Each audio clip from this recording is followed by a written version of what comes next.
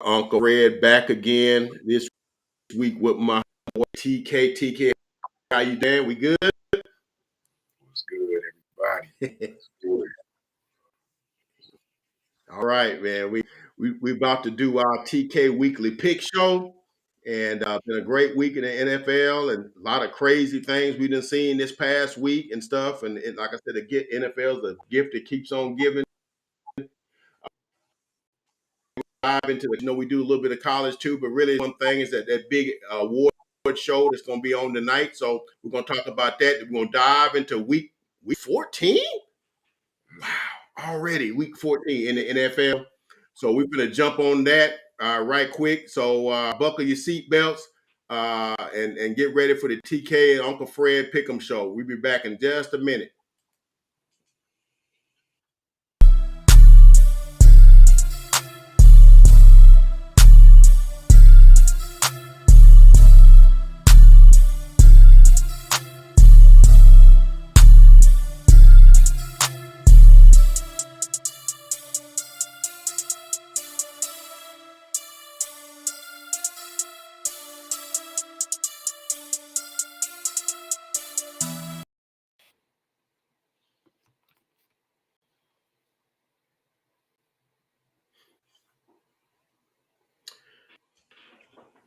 We're back again, Uncle Fred, back with my homeboy TK, and we're gonna give you our Week 14 NFL picks, man. Please hit that like, comment, and subscribe, and become a part of the Uncle Fred Sports Experience. For I guarantee you, you will not be disappointed. We try to give you some good content.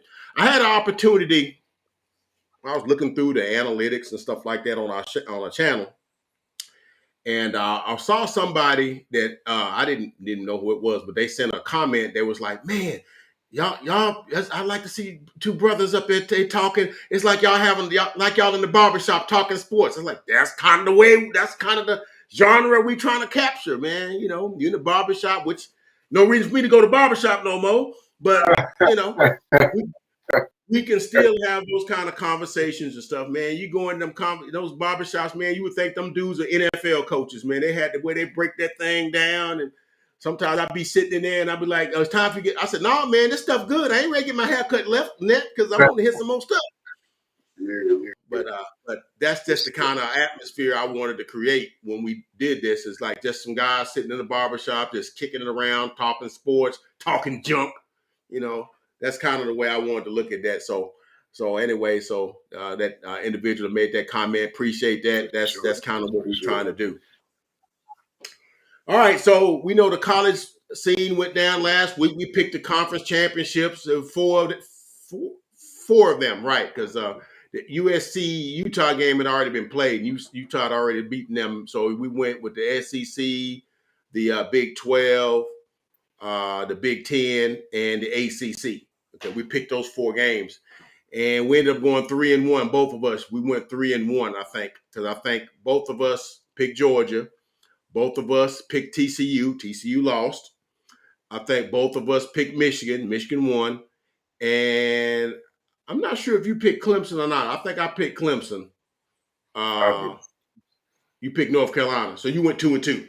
Okay. You went 2-2. I went 3-1. So, all right. So not bad. And so we know college football is sort of on a hiatus right now as they get the bowls kind of together. The bowls is already put together. But we really just want to concentrate on the high-level bowls, and there'll be a couple of weeks from now, so we get to those, basically those in what they call a New Year's Six, and then the semifinals and stuff. So we'll get to those in a couple of weeks. But there is a certain bit of business that's going to be going on tonight at what it used to be the Downtown Athletic Club. I don't know where they hold that venue at now, but in New York, they're going to be hosting the Heisman Trophy. All right. Supposed to be awarded to the most dynamic, most college football player in the land, and they have a lot of different matrices they look at to come up with that, how many games did your team win, what your statistical, how much was you important in your team's success, and a whole lot of different matrices that they looked at. So So anyway, with that in mind, let me give y'all the four finalists, and me and TK gonna pick who we think gonna win the thing. That's what we do. We're gonna give our pick, and then we're gonna give who we think might be the runner up in that thing. All right. So the finalists are Caleb Williams of USC, C.J. Stroud of Ohio State, Max Duggan of TCU, and Stetson Bennett of Georgia. Okay. Now, three of those four are in the college ball playoff. So, that lets you know that they had individual team success also. So that lets you know that. And Caleb Williams, he would have been there, but he suffered a hamstring injury in the game in the Pac-12 championship game. It really was kind of a shell of himself in that game. He's dragging his leg around. He was giving it a try, man, but he wasn't able to do what he usually is able to do. So they ended up losing that game. But he was there also. Okay. So let's just talk about that. Let's go ahead and break them down. So we know that last year's winner Bryce Young will not be in it. He had an okay season, but nothing worthy of Heisman Trophy winning. I think he may have had like maybe 3,200 yards and maybe like 30 touchdowns and 5 interceptions or something like that. But after coming off of a 47 touchdowns and 5 interception season, that's kind of like they're not nearly the same. But here's the four finalists. And so we're looking at Caleb Williams. And first of all, he came to USC transfer portal from Oklahoma and made an immediate impact. I think USC was 4-8 last year. And they end up going, I think, 11-2, if I'm not mistaken. That's their record this year. Let me give you some stats on him. Caleb Williams threw for 475 yards, 37 touchdowns, 4 interceptions, ran for 372 yards, and 10 rushing touchdowns. But like I said, suffered a hamstring in the loss in the Pac-12 championship. But in that game, he valiantly threw for 363 yards and 3 touchdowns. But like I said, he wasn't able to overcome, the other stuff going on. So he has some stats there. So that's impressive. Then we look at C.J. Stroud from Ohio State, who lost the. I think they was 11-1. They lost the grudge match against Michigan late in the season. But C.J. Stroud threw for 3,340 yards, 37 touchdowns, also just like Caleb, 6 interceptions, and so that's him. And of course, he had them as one of the top offenses in the league all season in college all season. But just had that one loss against Michigan. Then we go to Max Duggan, who TCU is kind of the darling of college football this year. They went 11-0, 12-0 in the regular season, but lost the Big 12 championship game. What's interesting about Max Duggan is when the season started, he wasn't even the starter. They went with a dude named Chandler Morris, but got replaced in, oddly enough, the Colorado game. Colorado's all in the news now, obviously, with the Deion Sanders signing. But yeah, in that game, and then he got in there, and they never could get him back out the lineup. So he ended up throwing for 3,321 yards, 30 touchdowns, 4 interceptions, rushed for 404 yards and 6 touchdowns. Okay. So, like I said, he took them to the Big 12 championship game where they lost in overtime to Kansas State. And then bringing up the rear is Stetson Bennett.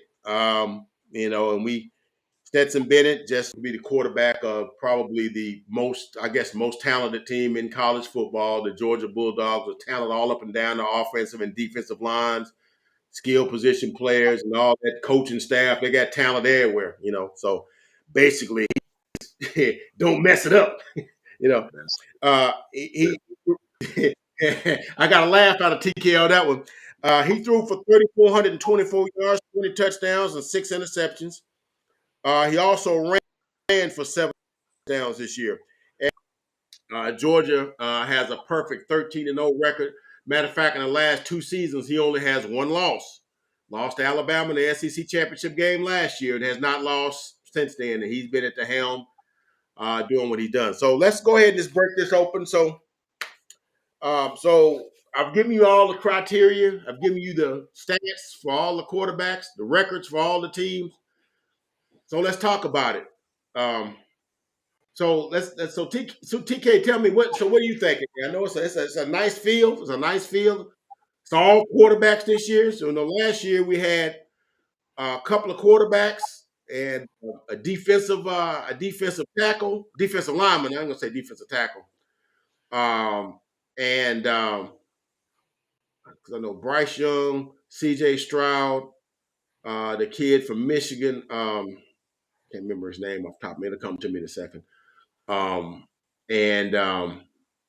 gee, who was the other dude? There was another dude in there. I can't remember it. I can't remember who it was. But we got all quarterbacks this time. All quarterbacks.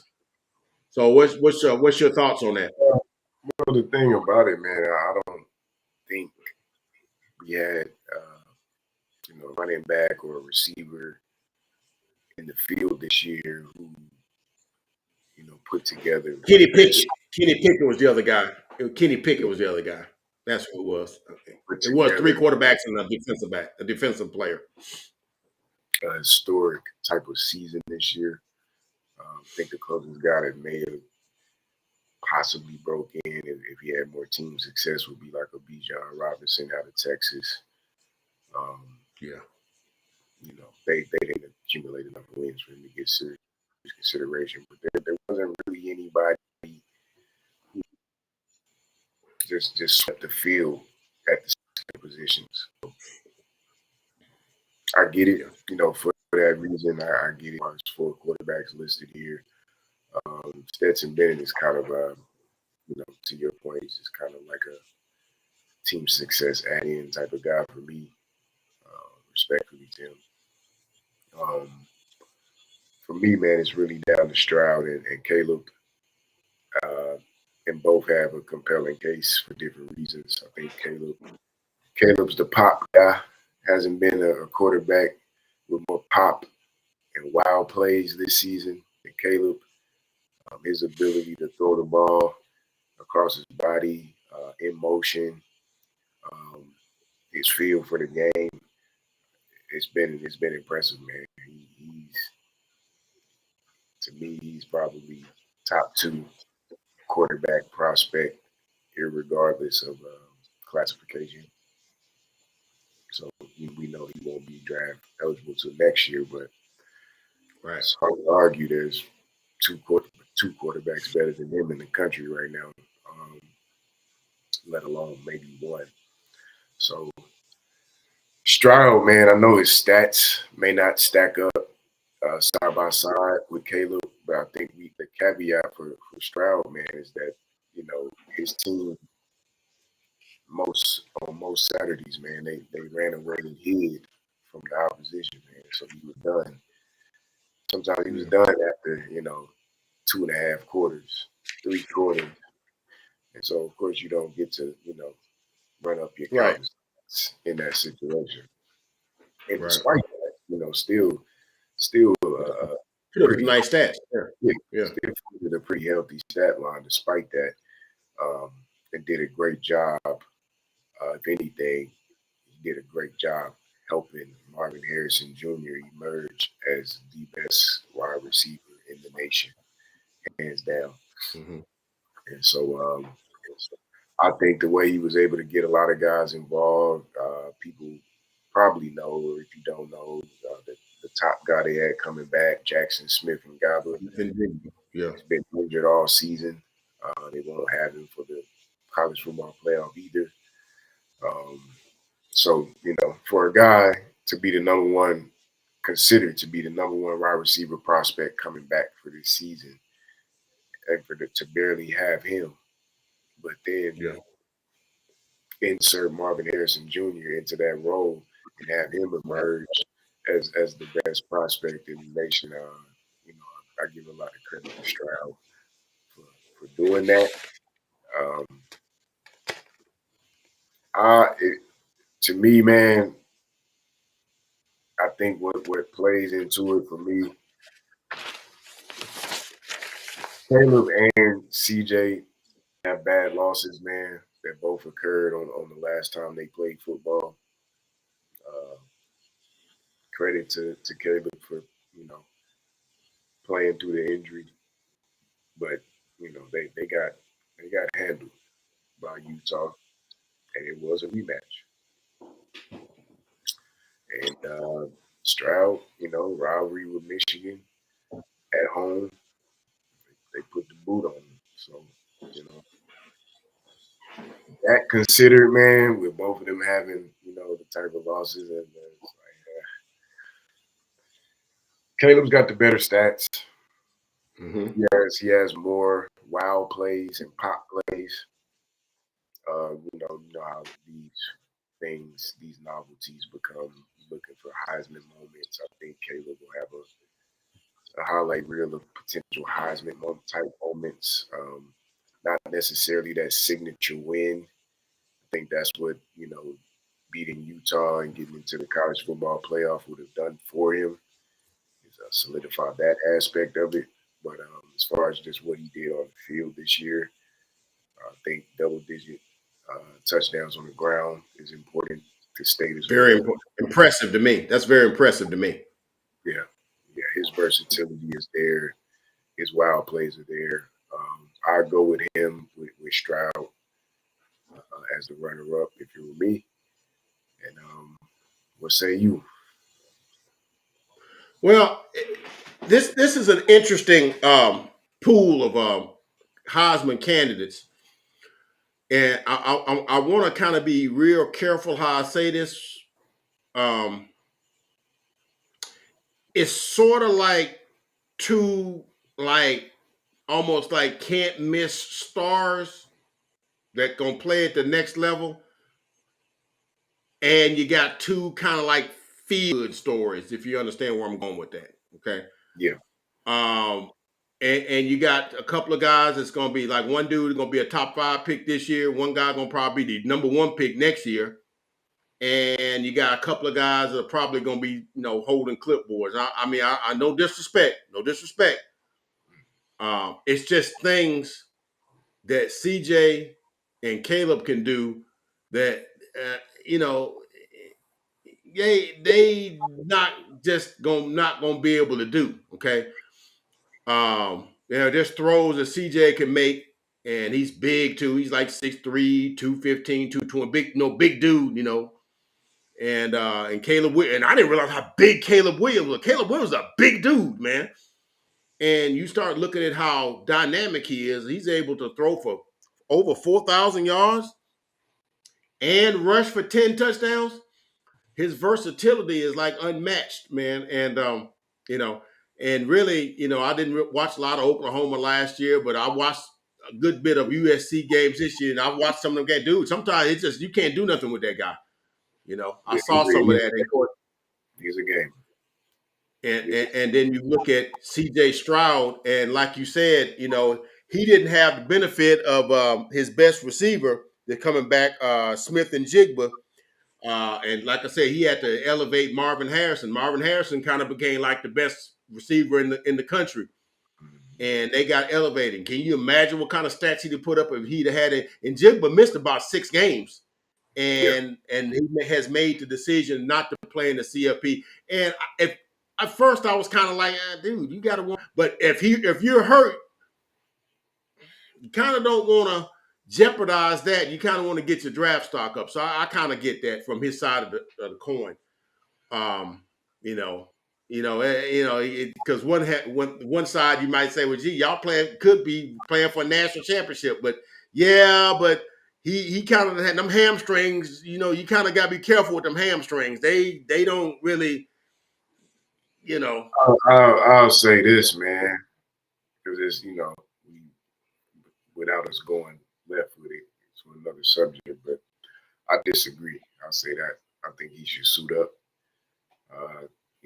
Even if you find out you can't go for the whole game, I don't know. It's something about just withdrawing when your team is playing for something. Man. I'm not a fan of that, but It's beside the point. I know we talking about C.J. Stroud. Yeah, I know. We got difference of opinion here. I mean, look, on the surface, that's the way I saw it too. I was like, man, y'all playing for something. Man, how you gonna say? But then I saw it. I said, wait a minute, he has missed like 6 games. He missed a lot of games this year. And the way the way I've noticed like hamstring injuries are kind of like one of them things. A lot of times you got a hamstring injury, it don't get better. If you just make it where you can deal with it, it don't get better. And like, so I'm thinking he's probably looking at, you know, but I see your point. He should do, like Jalen Waddle did a couple of years ago. And I'm like, Jalen, what are you doing? He's like, no, I want to, prove I can still play. And he still was a first round pick.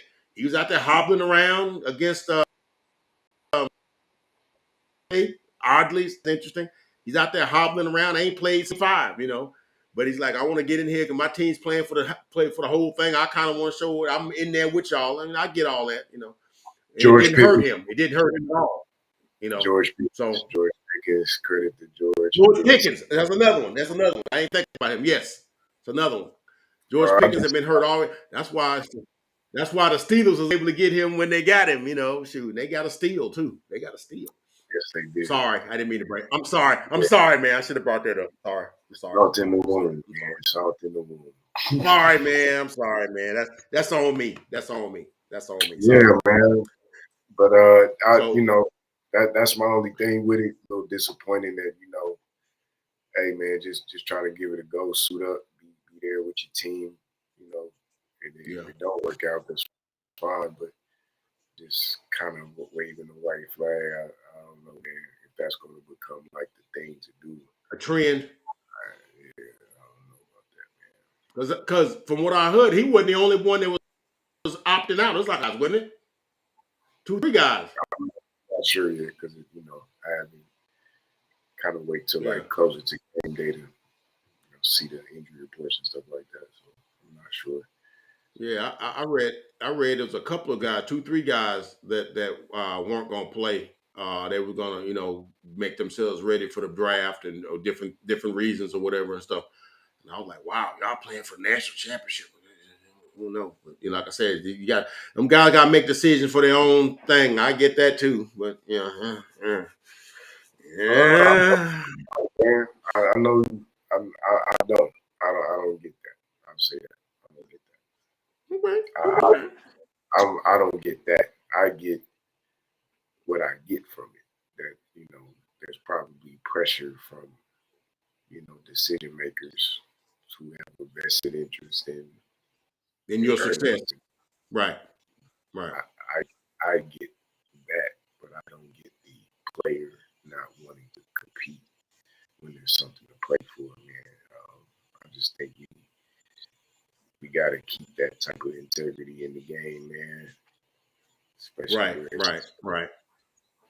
got to want to, play for something, man. Or else why play? You're right. Good point. Good point. Not playing in the CFP, so, man. Talk about those people. I'm sorry. Go ahead. Say it again. No. I'm good, man. I don't want to get on a tangent about that. Okay, that's fine. And so we talked, and then we look at that Max Duggan. He had a nice season, and I mean, he had a very gutsy game against the Kansas State Wildcats in the Big 12 championship game. He had got banged around a little bit, man, and he's just making plays, having to go down on his knees.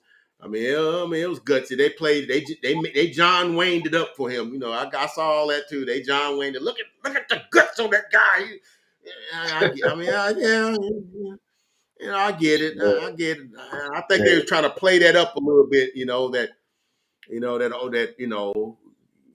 Coming in on one leg and he's just giving everybody the business kind of. I get it.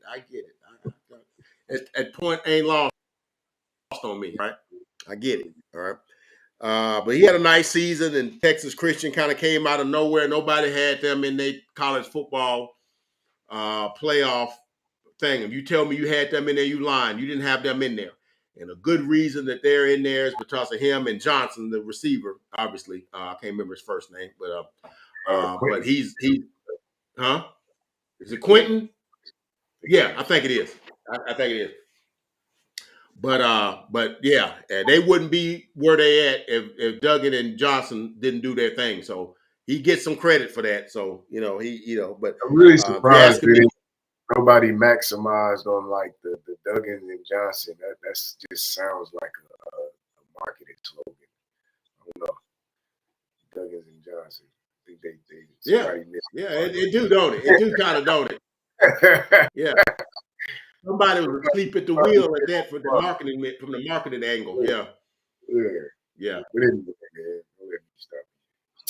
Oh well, they need us in them boardrooms, man. Uh, Indeed, indeed. yeah, need some diverse thinking in them boardrooms, man. So we got some ideas on that thing. But yeah, they uh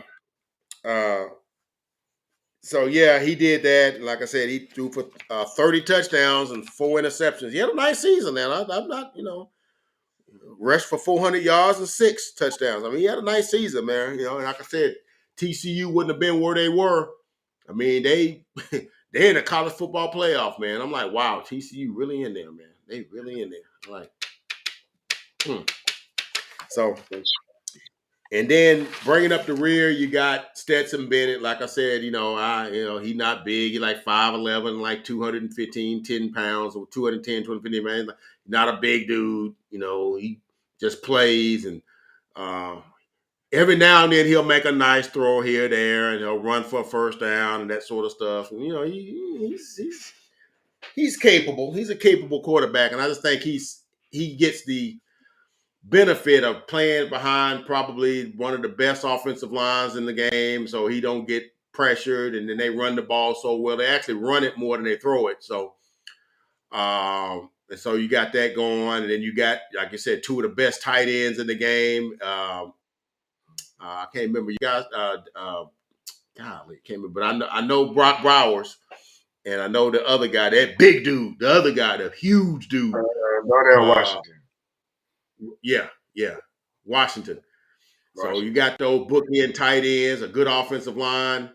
And what people don't realize, man, football is so easy when your offensive and defensive lines dominate. Your skill position players don't have to be as good if your lines are dominant. I don't think people realize that. It's just a very elementary facet of football. If your offensive and defensive line are winning their matchups and beating their men and providing time for you to throw an opening hole for the running game, and on defense, if they're constantly caving the pocket in and stuffing the dude, your skill position players don't have to be great, you know. And so what I'm saying is, if Stetson Bennett was on another team where those things weren't as good, he wouldn't be doing what he's doing. And I'm not knocking him, because somebody still had to make the throws. Okay, so no disrespect to nobody, but like I said, he had 3,400 yards and 20 touchdowns. Ran for 7 more touchdowns. On a team that's undefeated, back-to-back SEC, winners. Lost one game in the SEC in 2 years. That's kind of hard to stack up against right there. That's if nothing else, that's impressive there, because he was able to win like 16 out of 17 games in the SEC, which is by far and large the toughest top to bottom conference in the rated the highest conference. You don't just go through the SEC unscathed. That don't just happen. And they dang near did it 2 years in a row. And so that's what he's going. And so, with all that being said, as we bring this to a close, my Heisman vote, if I had one, would go to Caleb Williams. I just think that he did so much. I think, like I said, he went to a 4-8 program. Of course, they got Lincoln Riley, and they got Jordan Addison, and some other guys. But I mean, he still did what he did, man. 4,000 yards, nearly 500 yards rushing, and 10 touchdowns rushing, 37 run. That would be my pick, my prediction. It would be Caleb Williams will be your 2022 Heisman winner. Okay. Um, The runner-up might be Stroud, but I got a sneaky suspicion the guy we least expect to win it will be the runner-up, and I think that might be Stetson Bennett. And I just think because people are into the nostalgia, they're into the whatever, and I'm not gonna look at I'm not gonna go into that, but I think it's Caleb Williams is the lose. I think he wins it. I think it might be slightly close, but I think Caleb Williams wins the Heisman this year. So that's my pick. And then of course in a couple of weeks we're gonna pick the Final Four, and we're gonna pick who our champion gonna be. We're gonna do that too. Okay, so TK and I are in agreement that Caleb Williams will be your 2022 Heisman winner. So next week when we come back, we'll see if we was right. We'll see if we was right. I think it's going to be Caleb. It's going to be Bennett. It's going to be CJ, even though I think CJ is better than him. And then I think Max Duggan brings up the rear. I think that's the way it's going. The voting is going to. I think it's going to fall that way. A lot of times the thing is it's a politic thing to things. A lot of times why did that guy finish? Yeah, sometimes it's a politic thing. It just kind of is sometimes. Okay. It's the world we live in, man. The world we live in. So that being said, let's now transfer to NFL. And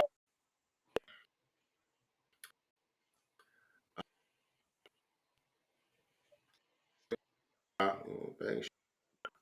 Change that. There we go. Yeah. All right. So week 14 is upon us. All right. And so here we go right here.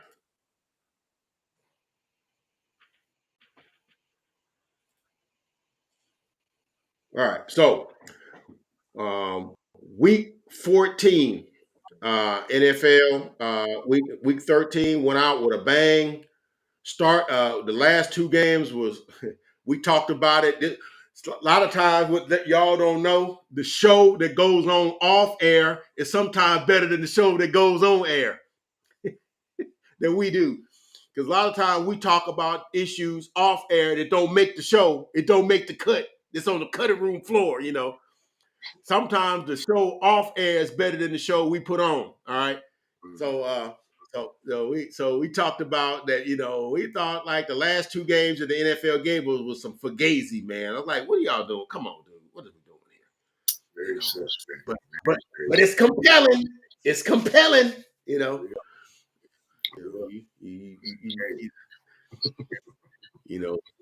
two back-to-back games. You got a team with 16-3 leads with 3 minutes to go and end up winning the games by one. I don't know. It was like the same movie. It's like, wait a minute, we've done this movie before, Yeah.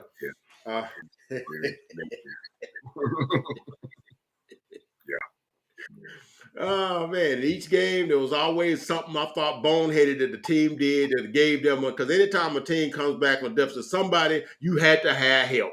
Somebody had to help you, And I thought in the Tampa Bay, New Orleans game, I thought Mark Ingram going out of bounds, 3rd and 7 or 3rd and 9 or whatever the case it was, 3rd and 8. It was something like that. And he caught a swing pass and just promptly ran out of bounds a yard short of the first down and went to the sideline. I'm like, and that gave them the ball because they get that first down. It's 16-3. It's 5 minutes left. That takes off another 2-3 minutes to make them have to use their timeouts. But, it is what it is, And then when they got the ball after they cut it to 6, they inexplicably threw the ball on 2 of the 3 downs and were incomplete, which stops the clock. Like I said, you come back from deficits like that, you have to have help. Somebody has to help you do, somebody had to do something stupid to help you. Then in the game Thursday night, you get a sack and the guy just nonchalantly slaps the ball out of the quarterback's hand as he's going back, about to give it to the ref. What are you doing? Because it did two things. Because on a sack, usually is why sacks in a desperate situation like that are usually like hard to overcome because the clock is still moving, the clock's still running, and you got to like get guys reassembled and stuff, and then get all reference. Clock tick tick tick tick tick tick tick tick tick. Clock's moving, but you just nonchalantly flap the ball out the quarterback's hand, and now they call an unsportsmanlike conduct penalty. What you know what that does? That stops the clock, allows them to reset, regroup, gives them 15 yards. Now they're at the 30-yard line with a fresh set of downs because it was going to be 3rd and 19 from the 13-yard line with a running clock. So that's why I'm like, y'all, that's crazy. And we know what happened. They made some throws. They was in crazy defense, and they end up winning with like 4 seconds left. And they got a touchdown. Van Jefferson in the back of the end zone on a looked like a back shoulder kind of fade against press man coverage or whatever, and they got a touchdown. And 17-16. Oh God, Baker, yeah, okay, whatever. All right, man. I ain't.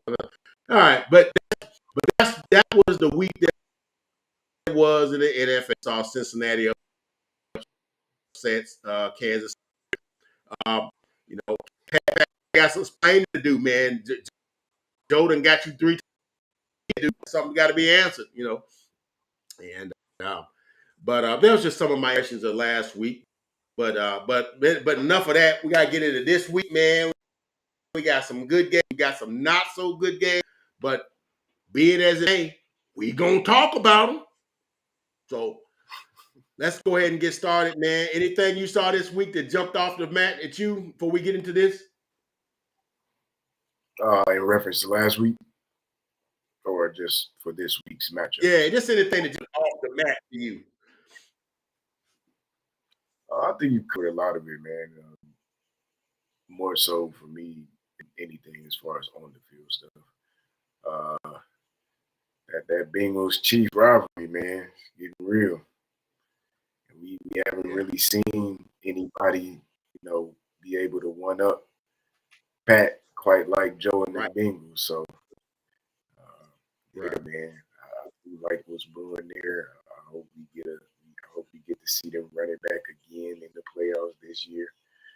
And Pat, man, you on the clock as far as that specific matchup go. I know we're trying to manufacture and force the KC and Buffalo rivalry, man, but I think we may be getting them organic. Don't forget about Cincy. Don't forget about Cincinnati. Might be getting them organic between those two. So I like that, man. That's one I'm circling, man. Something I'd like to see in the playoffs.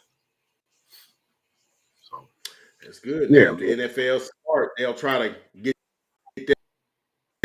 them playing more. Somebody ain't been able to shake, man. Like Joe, go on somewhere now. I'm trying to do better things. Joe, I'm here all day. I'm here all day. I ain't going nowhere. Joe said, I ain't going nowhere, bro. I ain't going nowhere. So, who I think is anyway, very the 12 hour. Huh? No, you good. What was that? Let's keep it moving. Yeah. All right, so let's go ahead and look at our 12 o'clock. So we got first game we're going to look at is the New York Football Jets at the Buffalo Bills. Interesting game to me, man, because I mean, on the surface, I'm taking Buffalo all day, but the Jets already stung them about 3 weeks ago. And they've made a change at quarterback. They've gone with Mike White over Zach Wilson, and the offense seems to pop now. They seem to be able to get up and down the field a little bit better because they were a little bit stagnant. I mean, their defense is still top. I mean, the Jets' defense is stingy. God, what's my man's name in defense attack? Played it back. Quinnen Williams, and then in the back end you got Sauce Gardner who can pretty much cover anybody. He can't cover that dude. That dude can cover. He's like fly paper. You ain't getting away from him.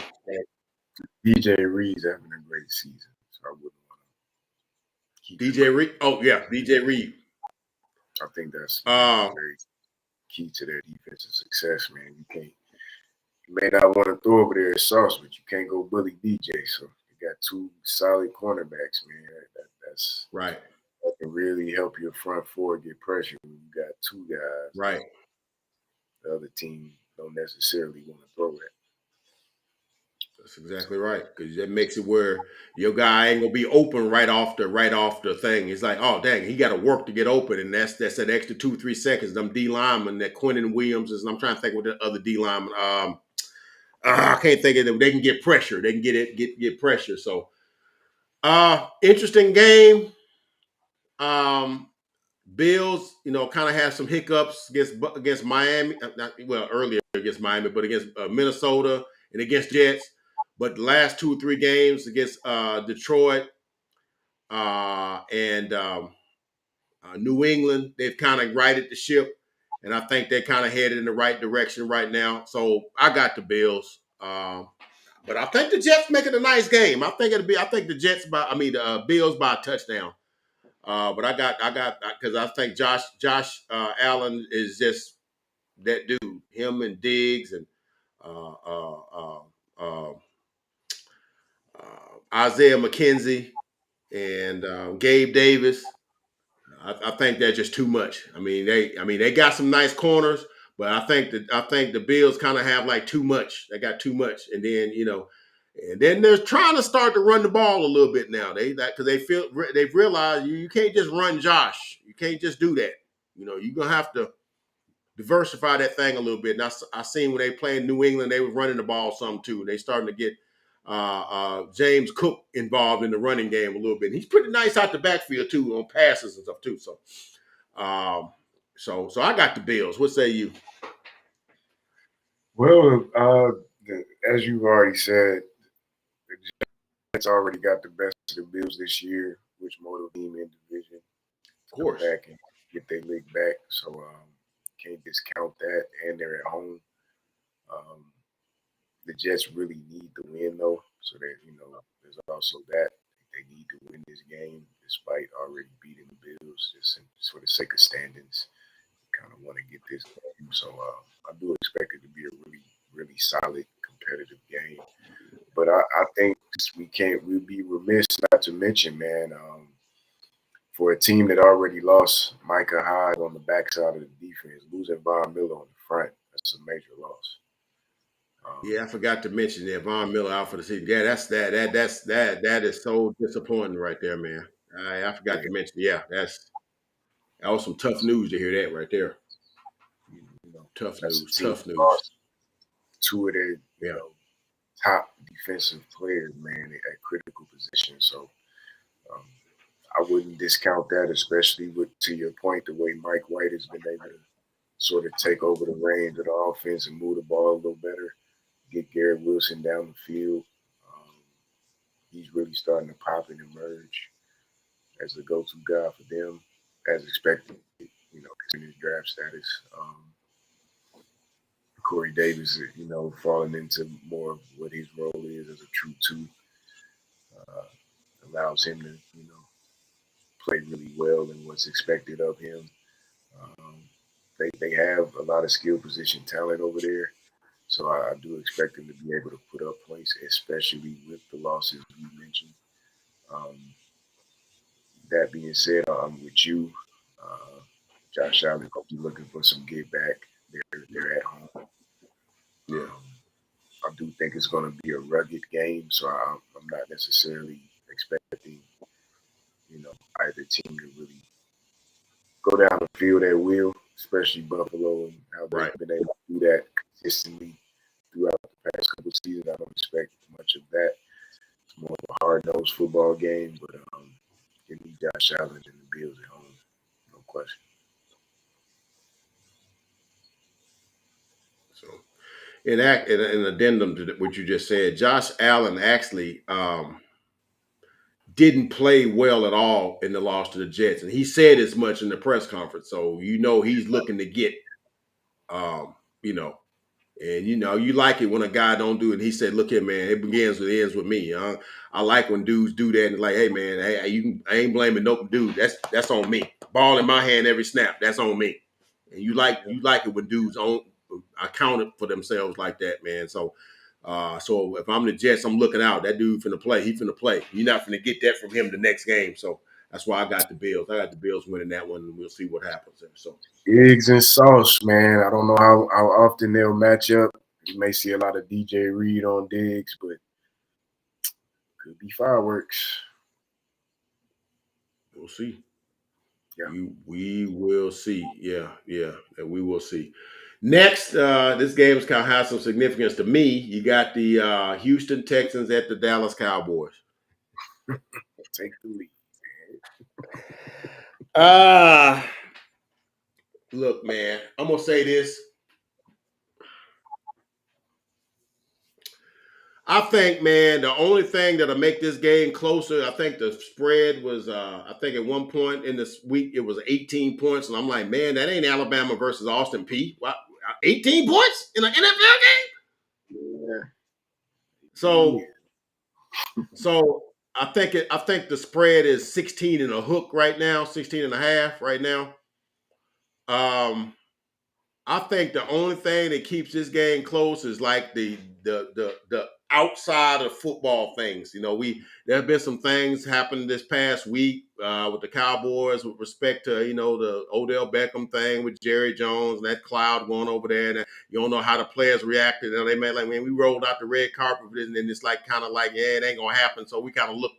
You know, you don't know how that kind of thing affects players when they go out and play and stuff. You never know. And then, of course, you know, Micah had the whole Brittany Griner thing that happened. I talked about that on my video last night. You know, he kind of talked out of turn and whatnot. And, you know, and I always say, you know, it's better to, you know, measure 10 times and cut once rather than cut 10 times and measure 10 times and have to, you know, cut 10 times or whatever, you know, however that sad thing go, you know. But that's Twitterverse for you. But being that as it may, I think that might be the only thing that make this game somewhat close. I think the Cowboys are getting a lot of guys back. Tyron Smith is going to play. That dude had his hamstring tore off the bone in August in the training camp.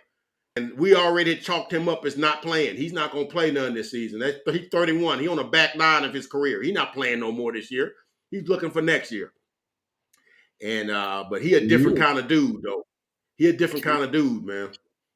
And the training staff, Britt Brown, and people don't know Britt Brown, one of the best trainers and guys in the business, worked with him, got him going. And, you know, he was at practice all this week.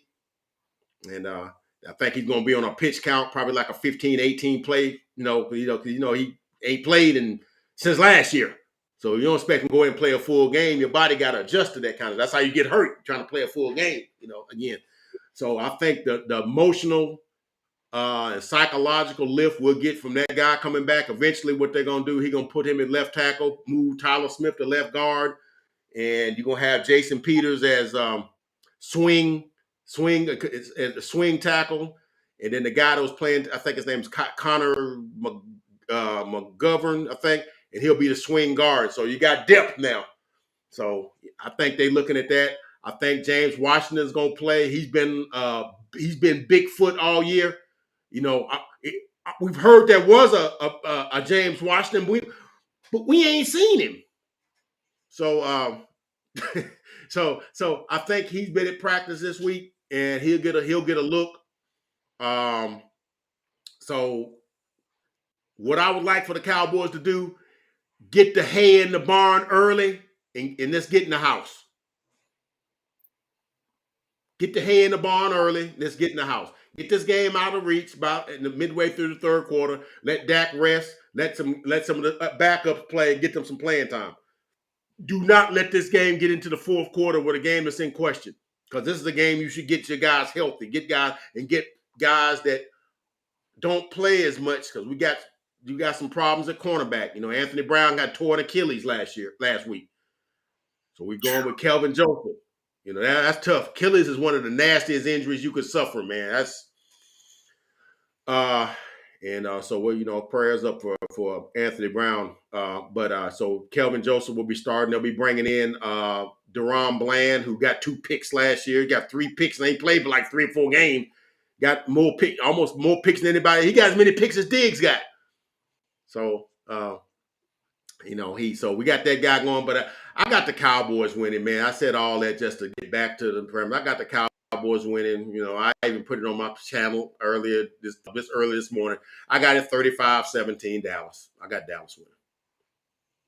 Oh yeah, Dallas winning the game is pretty obvious. I think the thing about it is Kyle Allen and that offense loves to give you the opportunity to go the other way with it. As we saw last Sunday night, Dallas has the ability to take the ball from the opposing quarterback by air or by force, however you see fit. You want to fumble it on the ground and you want to throw it to us, we'll take it from you. Right. They did a great, amazing job of that last Sunday with Matt Ryan. Fast forward a week, well, you're going to get another opportunity to do a lot of that with Kyle Allen. So I think getting it out of reach starts to become novelty. Like, how many takeaways can you get out of this?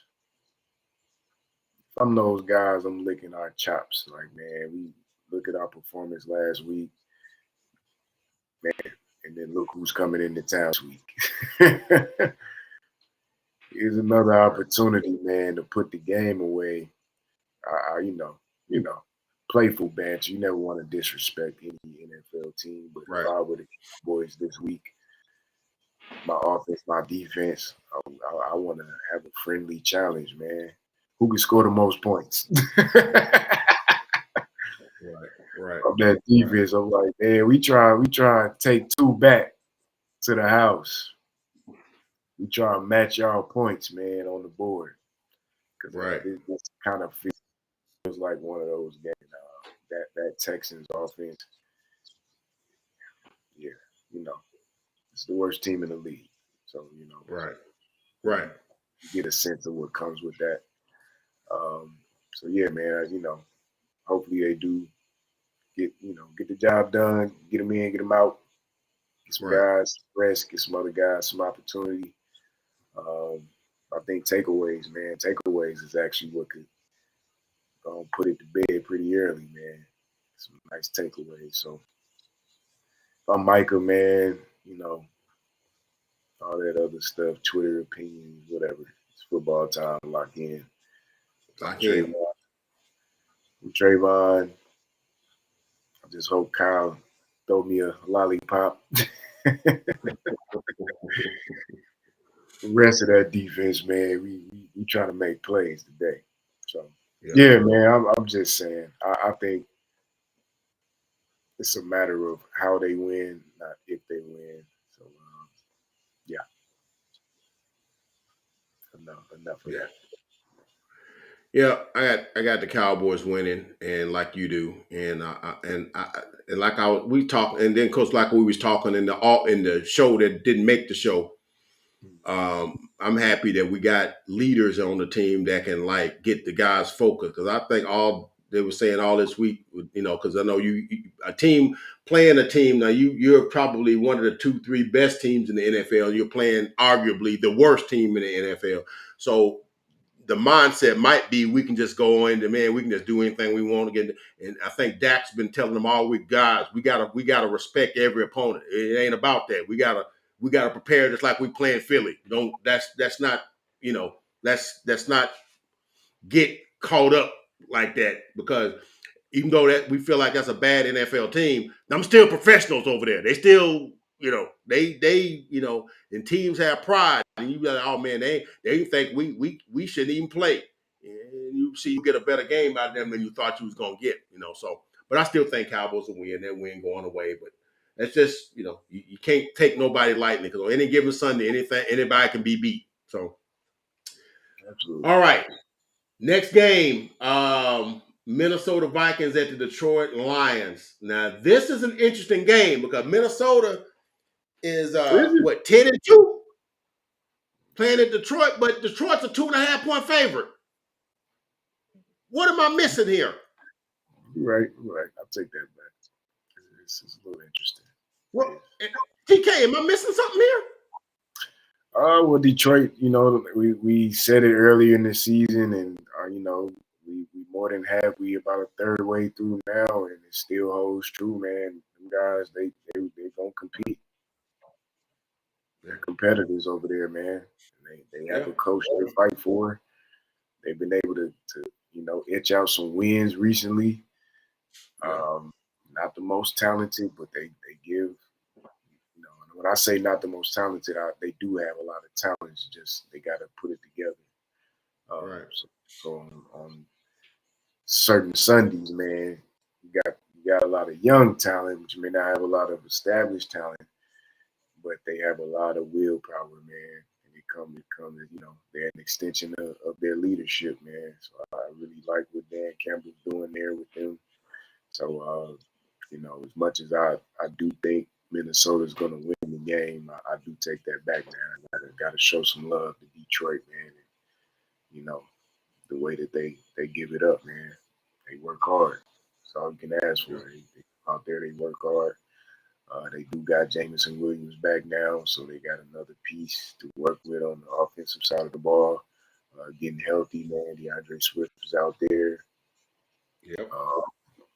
Amon-Ra St. Brown is really starting to come into his own as a receiver, as a go-to guy. I'm definitely going Minnesota despite all of that, but just want to show some love and respect to Detroit, man, for competing this season. I echo everything you just said there. But I think, man, I'm sensing that people are looking at Minnesota like they paper champions or something. Like you got the record, but we saw what Dallas went up in your building and did, and we lost the two teams that you played that are significant players. Kind of handled y'all. And I think the game against Philadelphia, I think it was like 27-17, but it really wasn't that close. They was all over them. It was, and I think they got a cosmetic score late or whatever. So they really, the two games they've had against what you might call like good competition, they have not fared well. So the odds makers are looking at that, and they're looking at the momentum that Detroit has been able to gather. They're 5-7. They got an outside chance to get one of the playoff berths, maybe if they win the rest of their games and some other things happen, some other things shake loose or whatever.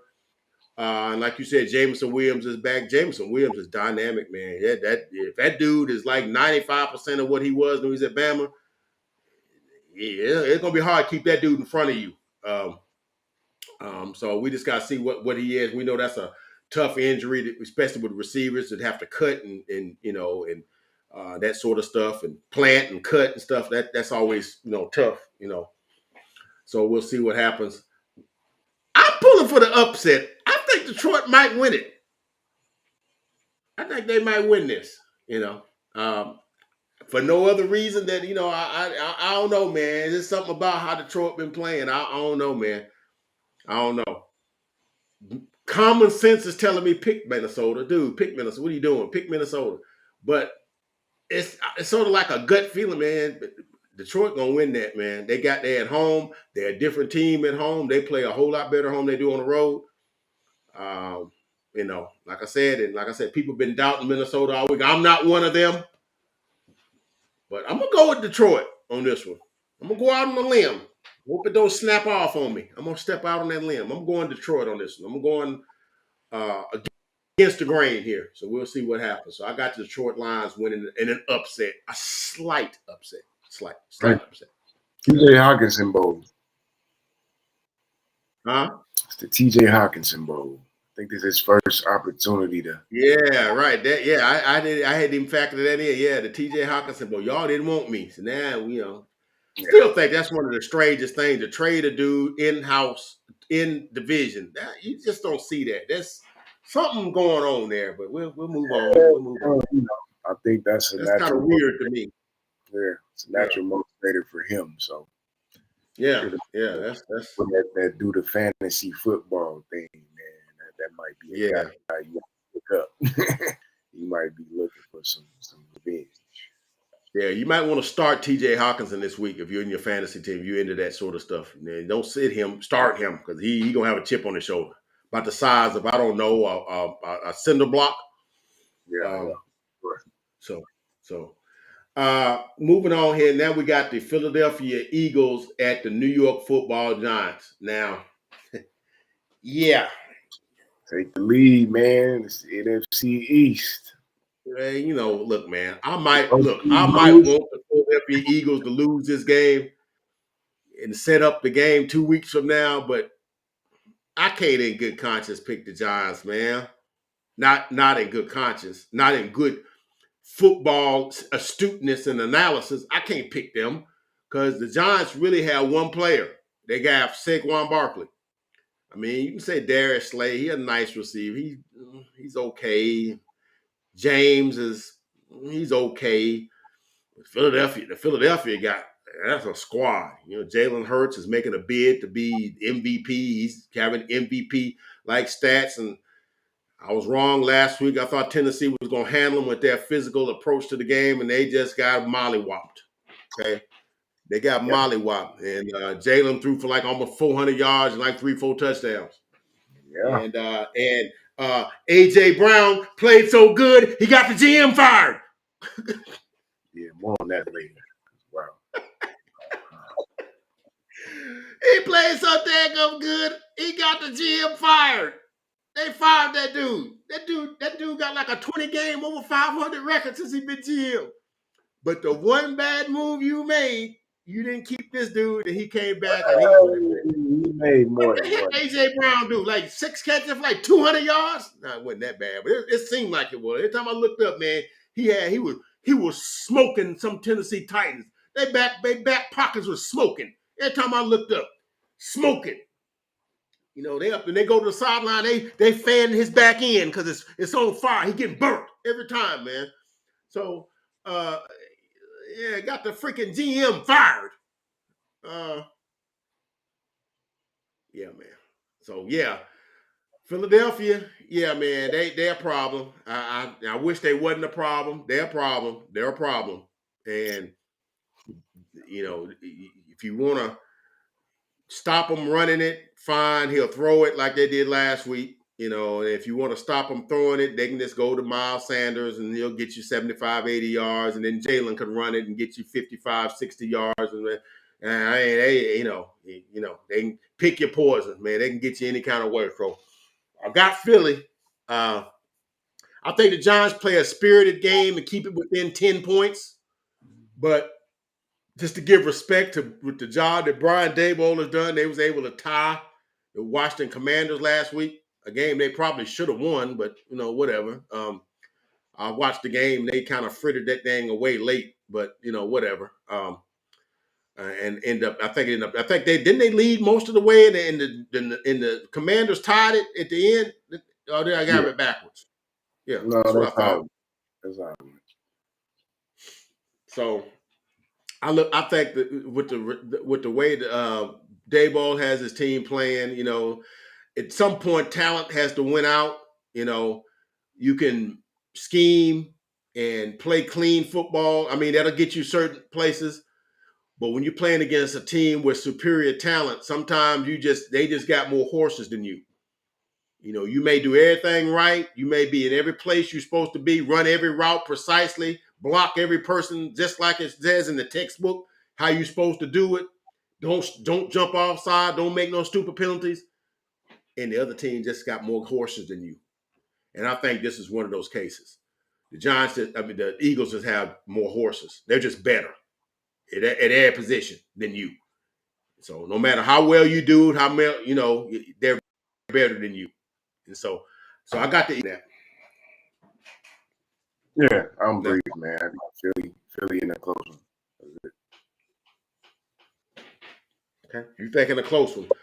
I think it's going to be at least 10 points, but I think it's going to be somewhat close. I don't think it's going to be close as you think it's going to be, but I said it's an interdivisional game they're playing at the Giants, so that's you might be right. It might be a little closer than I think. So yeah, I think yeah, you're right. It might be a close one, but we both got the Eagles winning that. Okay. Then we got the Baltimore Ravens at the Pittsburgh Steelers.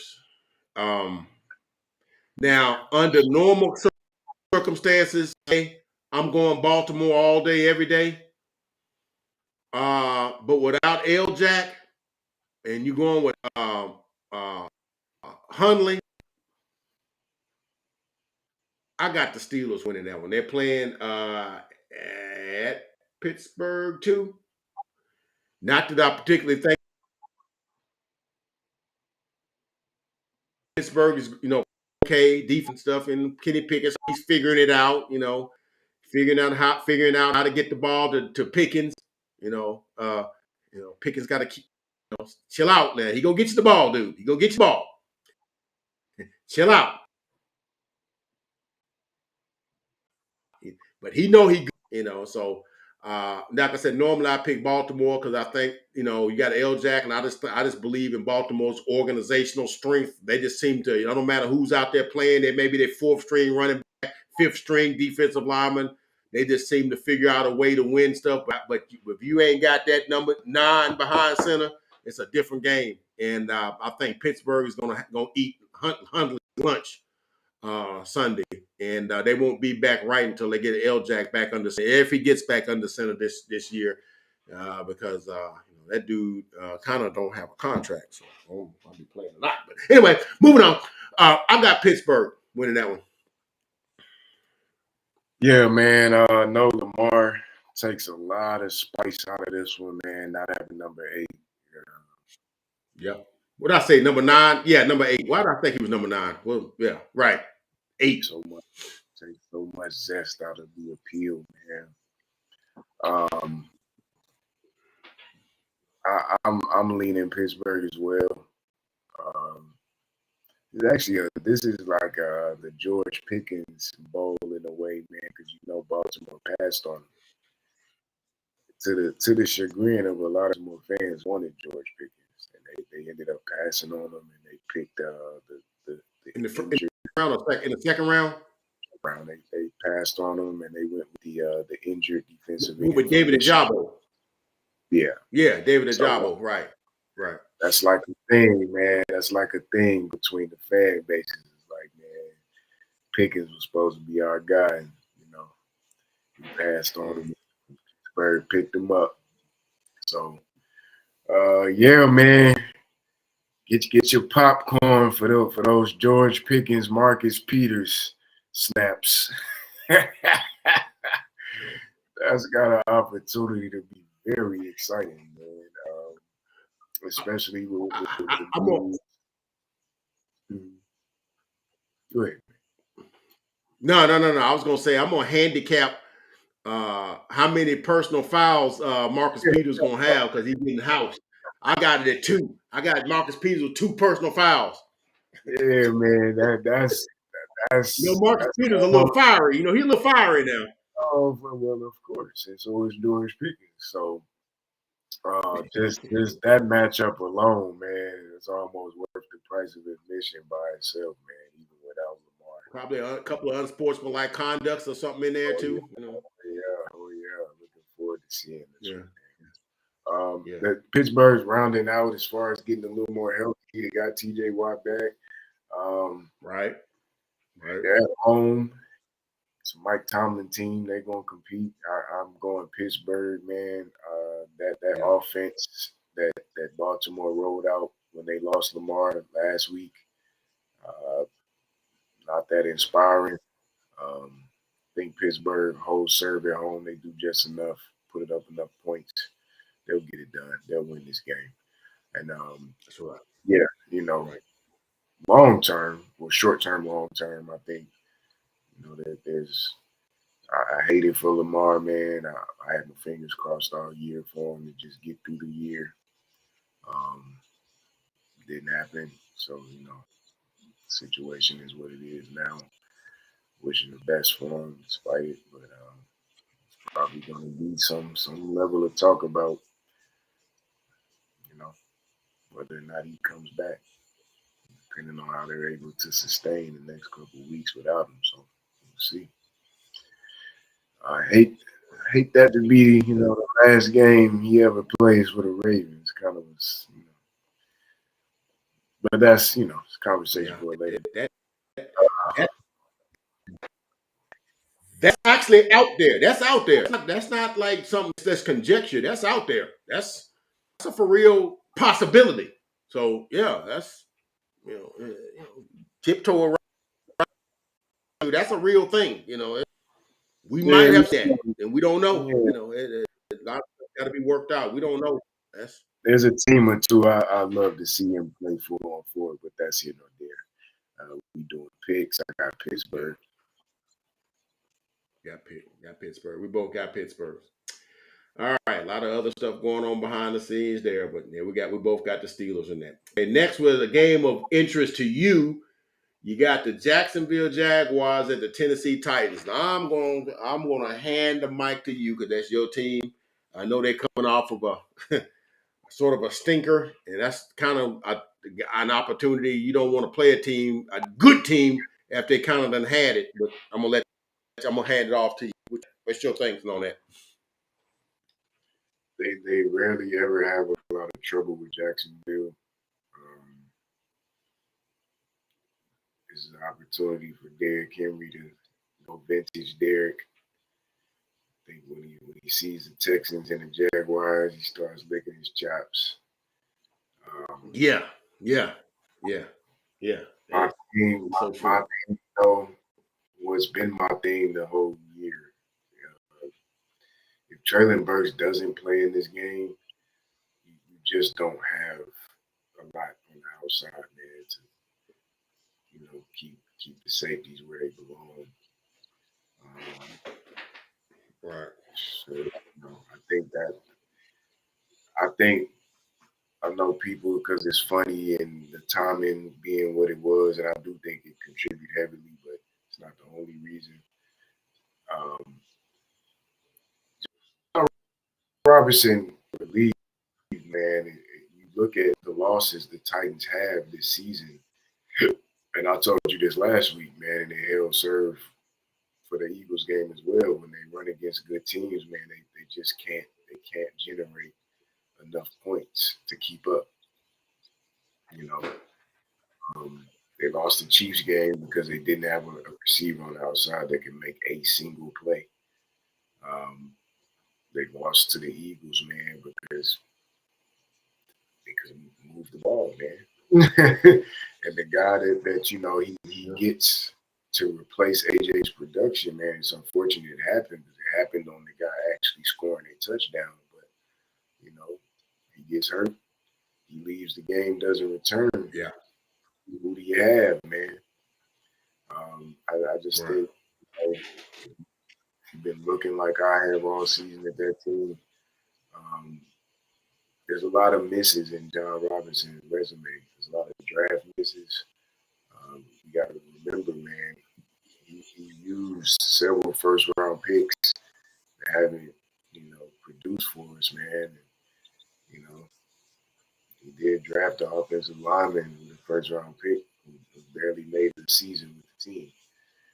And then he came back in the second round and he drafted that guy's replacement, and he can't get on the field.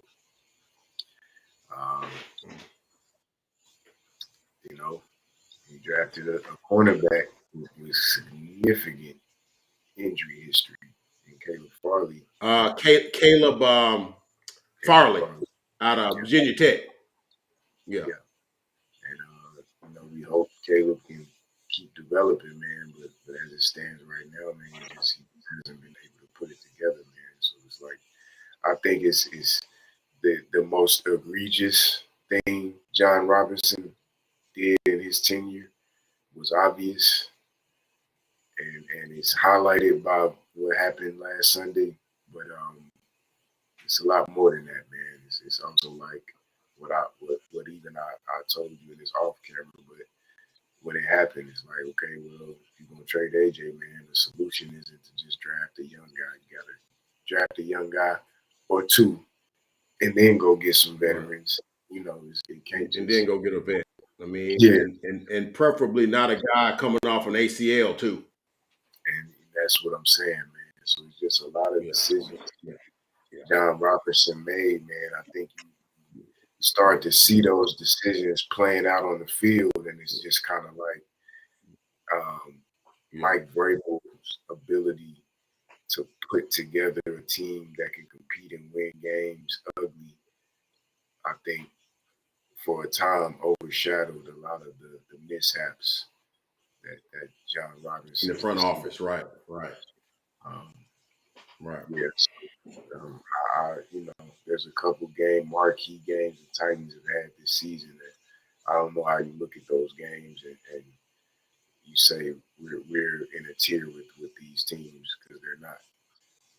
But what they are, very well coached and very well prepared, so they make those games competitive for the most part. But then teams can run away from them because they're talent devoid at critical positions. So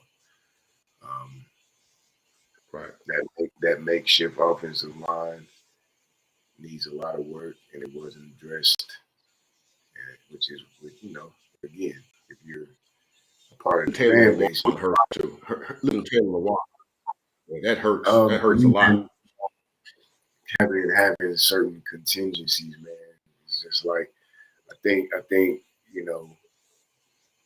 and respectfully, I felt this way before he was relieved of his duties, so it's not a case of me adding dirt to the plot, but I wasn't. I think there's a very smug disposition by John Robinson. I wasn't a fan of. I'm sorry, man. AJ Brown is a guy you pay. That's not the right. You don't get a guy like him in the building and move off of him. Right. So I think that was AJ Brown's whole point in all of this, and I think it was Mike Vrabel's point in all of this. Like, hey man, you're gonna move one of the best receivers in the game, man. Cody Hollister can't be his replacement, man. Respectfully, he didn't do enough, man, to really put the guys around this offense that could compete with the best of the best, and that's where the Titans want to be. I think that's where their defense is for the most part on most Sundays. But aside from all, man, AJ Brown does a lot for Derrick Henry in the way he's able to keep defenses honest. And Traylon Burks has a potential to do that, and he's shown that potential definitely in past weeks. But he's not there yet. And so because he's not there, you gotta go get rid of a guy that can go get it, man. You gotta bring in a guy or two that can, and draft a guy like Traylon. Just Titans are in a more of a win now mode. You got the best running back in the game. You got a stout defense. Just, hey man, he missed the mark, man. I think he missed the mark on a lot more than just the AJ Brown gaffe. But the AJ gaffe it's so blatantly obvious. I think it right. You got to make a move, man. So I agree with the move. Honestly, I didn't care for the smug attitude. I said that already. Yeah, man. That's a team that's probably going to be looking for a marquee quarterback in the offseason. So you kind of want to, I think you want to go another way with the regime. And I get it. Man. But that's as far as Sunday goes, our Tennessee needs to win. Despite the fact they do have a nice stronghold over the division as far as a comfortable lead. Still got a couple tough games later in the year coming up. So this is one of those games you want to win. You want to figure out a way to get it done. You're at home. Going Tennessee all the way on this one. I do hope Traylon is out there if he's ready. And yeah, man. Derek, that's the formula. Derek, take us home. So hopefully they're able to figure out how to get him in space, get him enough room to make a couple plays. And, do think Jacksonville will keep it close, man. Jacksonville has the talent on both sides of the ball. Um, as far as them ever being able to put it together and have consistency as a franchise, I don't know. But I think this is a competitive game. But I'll go Tennessee on it. Okay. All right. We had a lot to say about that because a lot of stuff since the last time we talked, and the subsequent thing with the John Robinson and stuff like that. And I knew you would have some in half on that, so that's why I was like, yeah, I know he knows something. Because now to the casual observer, they like, oh well, yeah, that happened, but it wasn't really the thing that caused it, but the fact that he came into your building, or y'all went to his building, whatever. I think he went to Philly. If I ain't mistaken, he went to Philly. And the guy that you put your foot in the sand, say, nah, I'm not gonna go. I'm not gonna pay 20 million or 15, 18 million or whatever. We can get a guy, and we just let this guy go. Understanding that guy kind of like, right now, maybe in top 3, 4 receivers in the NFL, and he had a physical presence that works well with the way you guys play football. Okay. It's not like he's one of these sleek, slender guys that runs go routes. No. AJ Brown is 6'2", 6'3", like 6'2", and about 220, and is physical. And he fits what y'all are doing. And sometimes a guy might be maybe more talented, you may think, but the fit won't be there. And that guy fit what you guys was doing perfectly, and you let him get out the building. And then it didn't help matters that he hit y'all for 8 for 119 and 2 tubs. And that was kind of like the icing on the cake. Yeah, okay. Rubbed it in their face. That's like rubbing it in their face. Yeah, okay. And so we both And got it's a Tennessee thing winning. belabor one more time. It's like I think most of the fan base on draft night last year expected the Titans to draft a wide receiver, not trade AJ Brown to draft a wide receiver. So it's kind of like, what's going on here? I thought we were Right. I could definitely see us going receiver to add to AJ Brown and put another guy on the opposite side. And it's like they went the totally opposite way with it. There's obviously that video that people love to reference now where it doesn't look like Vrabel agreed with the decision at the time. And why would he? I mean, again, you're trading a young receiver in his prime, top 5 guy in the league that we drafted. That you drafted, an in-house guy. That's the textbook definition of a guy you pay. Second-round pick who ended up being a media contributor and probably the best talented receiver you've ever had in franchise history. It doesn't make sense to move off of a guy like that. So, repercussions come, man.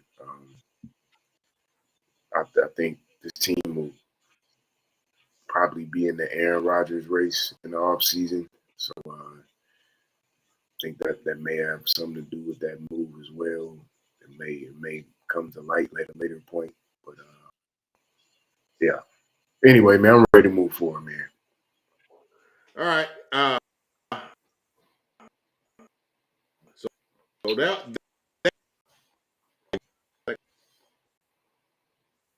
here.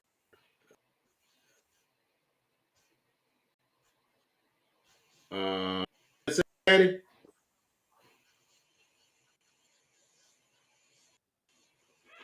You were in and out a little bit, man. So I missed that one. Yeah, I think I missed the game. Did you? Yeah. Let me see. Yeah, I did. I sure did. The Cincinnati Bengals. I sure did, man. That's on me right there. I sure did. Skip right over that. I skipped right over that. We'll talk about it. It ain't on the monitor. We'll talk about it though. Yeah, you got Cleveland coming into Cincinnati. Cleveland, kind of riding the wave. Sean Watson's first game, didn't play well, but why would you think that he would? He missed like 700 days of playing football. So the only way you get good at playing football is playing football, right? So I look for him to be considerably better this week than he was last week. As he learns his teammates, gets familiar with the playbook, timing, and stuff get down, all the things that go into. A lot of the fans think you just walk out and just start playing. No, it's a lot more to it than that. So a lot of that stuff got to be worked out, and it's good that the Cleveland has a offense. Of course, Houston's offense was so bad that they could just, score every kickoff, pump, sack, whatever. And Deshaun didn't really have to do much. Just take a snap or two. Yeah, and we won 27-10 or something like that. 7-14 or whatever the case was. But yeah, they're starting to find their stride, man. They're trying to show you why they was able to get to the Super Bowl last year. Joe Burrow, many may not know, Joe Burrow had an appendectomy right before the start of the season. So first couple of games, he kind of wasn't himself, and he's able to play himself back in. They've not played bad in none of the games they've, played. They just lost some games. They have not played none of them, But yeah, I think Cincinnati is letting it be known that, hey, man, y'all wrote us off and thought we was a fluke. No, we fixing to be here for a minute. Y'all gotta see us. We fixing to be a problem for y'all. And so yeah, Joe Burrow was playing like how he's supposed to play, like how he played last year. And they got our Chase back, and all that talk that cornerback was saying, dude, that's why you don't say stuff like it. Andy Reid should have stuck to the stuff that in the stop that right away. Because on that first touchdown that Higgins did, he ran through the dude. That's why Jamar was like, yeah, all that stuff about my teammate. Look what my boy just did to you. Yeah, you talking all that junk, Yeah, he ran through you. Yeah, we going to dominate them. Oh, okay. Okay. What do you say? We're going to shut them down? What do you say? Justin Reed, he's safety for Kansas City. He did say he planned on shutting down Higgins and Hayden Hurst. Didn't happen. So didn't that dude just come from the Houston Texans? He did. Okay. Okay. I just think if you play for the Houston Texans, you can't say. But anyway, I'm just talking. Yeah, and that's why, because when that first touchdown, that thing was contentious. I'm sitting there watching that. I'm like, I'm watching that, man. I'm like, yeah, you can tell that, Yeah, and I think they threw that. Go to TJ. Go because they was talking junk. So yeah, did that, and they was able to win. So when you talk junk, man, don't win. You got to wear that. You got to wear that, man. You got to wear that. So that being said, man, I got Cincy, man. I got Cincy. They're playing at home. They're playing well. They're getting ready, lining up for the playoffs. They, because I think with Lamar being out, they really like the odds-on favorite to win that division. And yeah, I got Cincinnati, man. Yeah, there it is. Lamar Jackson now makes Cincy's path to taking this division pretty wide open. So much easier. Yep. They're at home for this game. Deshaun Watson, last week, what's around the game, get the jitters out, get back. So now that's happened, and now, it's football every day of the week going forward. They're 5-7, so they're technically still in it, like the Raiders were Thursday before they blew. I think there's pressure on the Browns. Don't blow it, man. This is a divisional game. If you beat them, uh, not only are you still in it for the division itself, but you're still in it for one of the at-large wild card spots. So it's a game the Browns really need. Um, I do think there's room. I think the Chiefs' offense showed there's going to be a lot of room for Chubb to have a bounce back game Sunday. I think Chubb's going to do really well. Also, I think despite Deshaun playing poorly and just his timing being off, he showed once he starts to get it, man, that offense is going to really open up even more for Nick Chubb and Kareem Hunt, man. It's going to be a lot. Deshaun Watson's talent level and ability to move the football down the field when they get Njoku back, which if they have him for this game, that would help. Uh, Deshaun's talent is still his talent, man. No matter what, people may think or whatever. His talent is going to really open that offense up once he starts to get going. And I'm going the other way, man. I love Cleveland's defense. I love their ability to stick Denzel Ward on either Jamar or T. Higgins. Um, they're very versatile and well-rounded. That we still forget that Bengals offensive line can still be prone to getting whipped. And Myles Garrett is coming into town, so um, I think Chubb gets it going on the ground. I think that defense does enough to, allow Deshaun to make plays on the other side and stick in it. This is a game that if it's Jacoby Brissett, I gotta go the other way. But because it's Deshaun and not Jacoby, man, and his talent level, his ability to make plays with his feet and through the air, yeah, man, give me Cleveland. Call it an upset or whatever. They need the game. Um, the next 5 games are pretty much they win. Win now. We got to win every game mode. As bad as Deshaun played last week, I don't think he's going to look like that going forward. No, I don't expect him to. Yeah, I'm Cleveland stout, man. That's a stout roster. We knew that going into the season. We knew they wouldn't have Deshaun for a good chunk of it, but he's back now, and that talent is still there.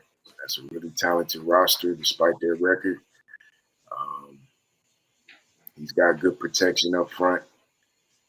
Got bookend tackles. They're pretty good all across the 5. Yeah. I'm going Cleveland, man. Okay, all right. Not mad at that pick at all. Not mad at that pick at all. So we're gonna see. We're gonna see the insertion Deshaun Watson into a good roster is going to be able to overtake the momentum that the Bengals have started to gather, because they've started to gather some momentum and started to put some wins together. Yeah. So it's going to be interesting how that thing comes out. So we're going to see. So, yeah. Well, that's all for the 12 o'clock games.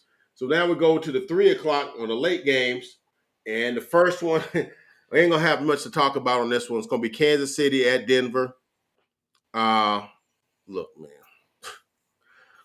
It would be in one thing had Kansas City beat Cincinnati last week, and maybe you get a kind of like like how the versus tomorrow versus the Houston Texans, whatever. But you got a team that lost to the Bengals playing going.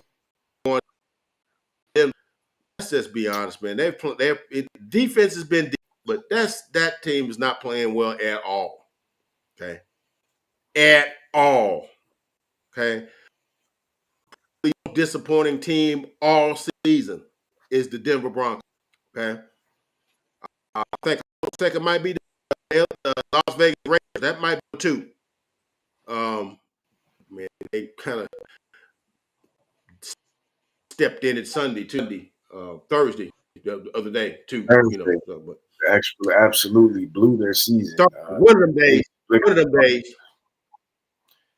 Inexplicable Yeah. loss, man. So yeah, very inexplicable. Ridiculous. No Anthony, and no Aaron Donald, no Matthew Stafford. No, yeah, we just no. What's the dude's name? Ashawn Robinson. No, I mean, okay, whatever. Moving Talking on. about That's no not even the Cooper game we're talking about. No Cooper Cup. Robinson, Yeah, how could I forget? No Cooper Cup. no Allen Robinson. They No go. They beating you with a receiver named Skroniak. respect to him. He might be And good, but Dan Jefferson made an appearance. So I'm yeah, just saying. yeah, okay, all right, That's you can't yeah, do okay. that. Anyway, right. But yeah, Denver's being just as disappointing. I got Kansas City. I think Kansas City comes in with a vengeance because I know they're mad, they're upset. They lost last week, and I think they take it out on Denver. I Well, think they, I think having they make Kansas Denver City pay. ain't hard. Huh? Having Kansas City is the implied part of this thing. We Yeah, we have Kansas City, of course. The, right. the the question is, how bad do you want to get whipped? Yeah. How bad do uh, you want it? Yeah, yeah, yeah, this is also the flex game. Yeah, so Patty, bad enough. Patty lost last week to the Bengals for a third straight time, but hey man, you the reason I'm not playing in prime time this week for my get back. that's right. This game was supposed to be the game. I think it's the Chargers and the Dolphins. They flexed that game for that game, correct? Exactly. Mm. So since you got my time moved up from a prime time night game to a 3 o'clock, I'm gonna have to whip up on you, Yeah, man. you got to pay this tax. Yeah, Yeah, yeah, yeah, that you got to pay Chiefs this tax. tax, Yeah, that Chiefs tax is definitely gonna hit tomorrow. We've said enough about the Broncos, man. They're not yeah. good. Their defense can Stinky do as man, much. stinky Russell man. Wilson has this Yeah, that he's had all year and still remain. Um, nah, man, this is the Chiefs going away. yeah. Chiefs going away. Yeah. They named the score on this one. All right. Now seems to be kind of a spicy game because it's got some underlying things here. You got the Tampa Bay Buccaneers at the San Francisco 49. Um, you know, be that Tampa Bay won a game just like the Rams. They run the game Monday night today, and puts them, kind of, we knew they was gonna win the division anyway. I mean, the rest of the division don't want it, so it's gonna be Tampa Bay. It's just a matter if they're gonna be 7-10, 8-9, or whatever, and win the division or whatever. It's just a matter of that. But they go to I don't know what the stadium's called. It used to be in my day it was called Candlestick, and it's become 3Com and whatever. It's different things. I don't know what it's called now. But they're going to San Francisco and they're playing a team. San Francisco beat the Dolphins last week. That was a game as weird. I had the San Francisco, but I thought the Dolphins would be game. Tua had probably the worst game he's played since he's been a pro, and they beat them 33-17. But they lose Jimmy G in the process to what they thought was a Liz Frank injury. But they're saying it's something that don't need surgery. He may be back if they get 2 or 3 rounds into the playoffs. He may be able to get back. So we'll see. But they're going with a dude named Brock Purdy, who was a 4-year starter at Iowa State. And he played pretty good. He made some throws. Didn't look like the thing was bigger than him. He didn't like what he saw, called a timeout. Kyle was like, dude, nobody told you call no timeout. I'm like, no, I called him. You want me to throw this pick? I'm going to call timeout. So he was doing that, and they was talking about that. The other players was talking about, man, he got a set on him. He'll just throw it, or he'll do whatever. So you want a little confidence from your quarterback. So the fact is that here's the question is, will that what he did last week transfer to this week when a team has had a week to prepare for you? That's important. Okay, sometimes you get a guy who didn't expect to play the guy's like, I ain't got nothing on this guy, and so you just gotta run with the most vanilla of game plans against them, and so now everybody knows Brock Purdy's starting. Tampa Bay got a pretty good defense. I know they got some guys out, but that defense still can be, if your quarterback don't know what he's doing, they can make you look pretty bad. So this is one I'm kind of tussling with because San Francisco clearly has a superior team, but you got a quarterback mismatch. Even though Tom Brady's 45, he knows what to do. He may not be able to physically execute it, but he knows what to do. This dude got all the physical tools, but just don't know what he's doing, because he just ain't been in enough games. So this one I'm kind of on the fence on. And I guess because they're playing in San Francisco, I guess I give them the win by a field goal. But I don't know. I don't know about this one. I don't know. I know. I'm going Tom. Tom, this is a game you need to win, man. Okay. Tom, you vintage Tom showed up Monday night and pulled a win out of his butt. And this is a matchup you need to win, man. Brock Purdy will be making his first start of his career. Yep. So you ain't Mr. Irrelevant, which he is. Yep. Mr. Irrelevant. He has a lot of confidence, man. Which is Yeah. good, considering it's going to go with him for the rest of the season. So it's good to see a guy that has the confidence to go out there and play. However, to your point, it's a good defense. Just as much as the 49ers have probably the best defense in the NFL, Tampa has a good defense as well. So I expect Tampa's defense to put a lot of pressure on Brock Purdy. I do think Kyle will be creative enough to make a vanilla game plan for him that involves a lot of getting C-Mac and Debo in space. Maybe not pushing the ball on the field as much. In this game, because of those two stout defenses and both offenses don't necessarily move the ball as well as you like for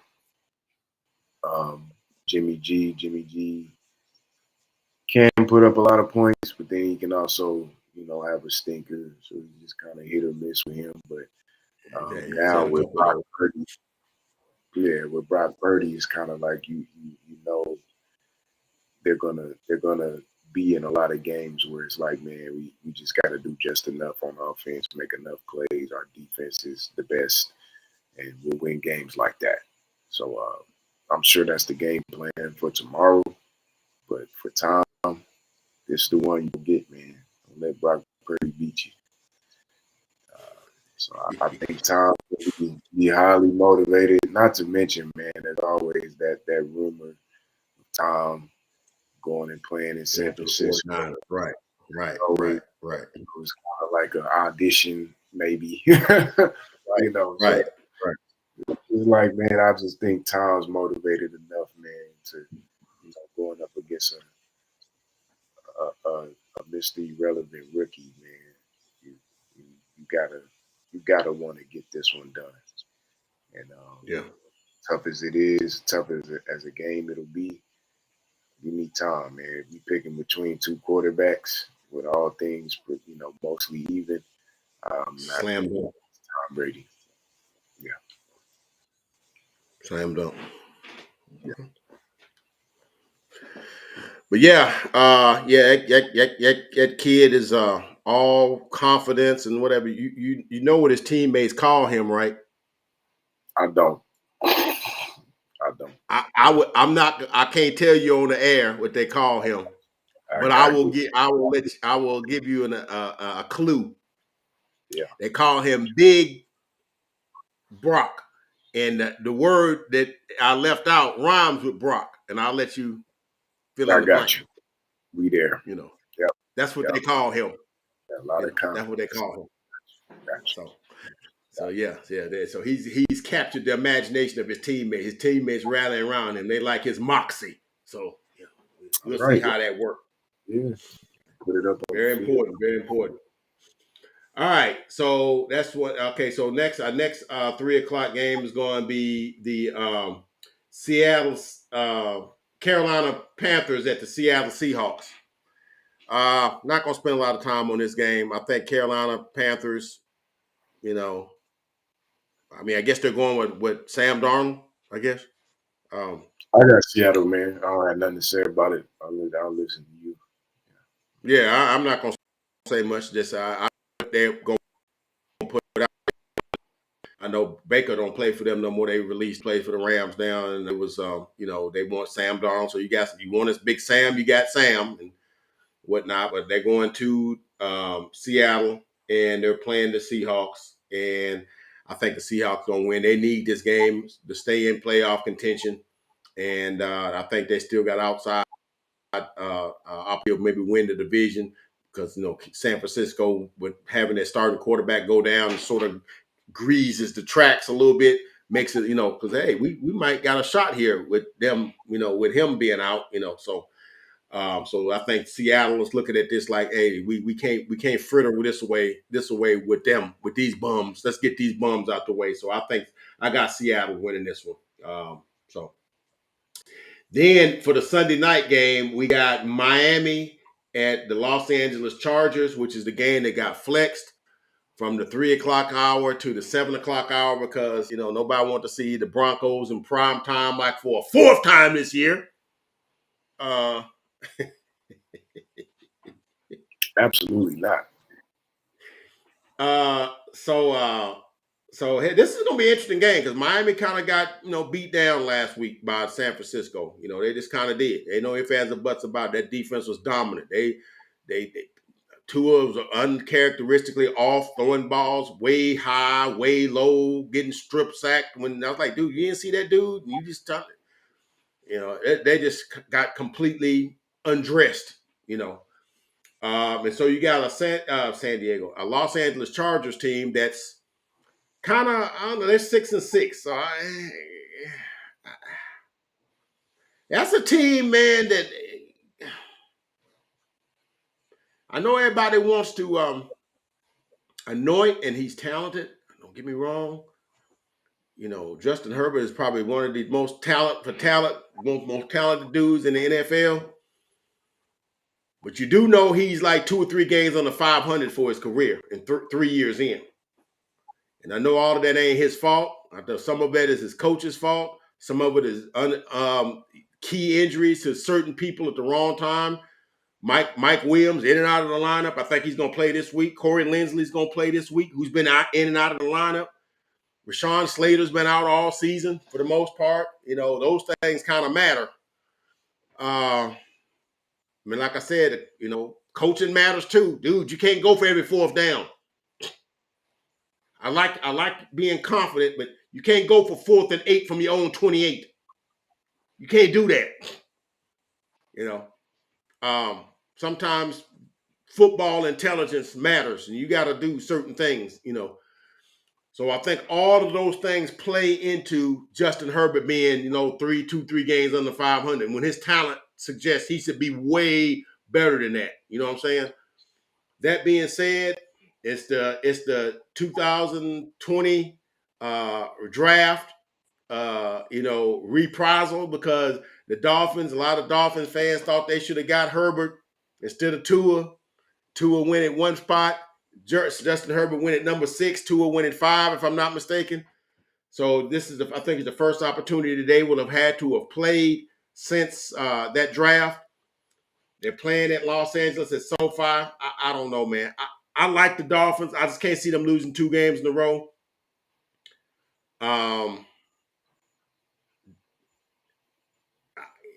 got the Dolphins, man.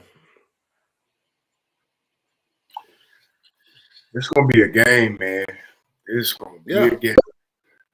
I love Justin Herbert, man. He's a gamer. He's very talented. Yeah. He really is. He really is. He's endured a lot of. I mean, for a guy to lose a stalwart left tackle like Rashawn Slater, who he's been without pretty much the whole season. Yep. I mean, that matters, man. That's a dude I've seen played through bruised, fractured ribs. Ribs, yep.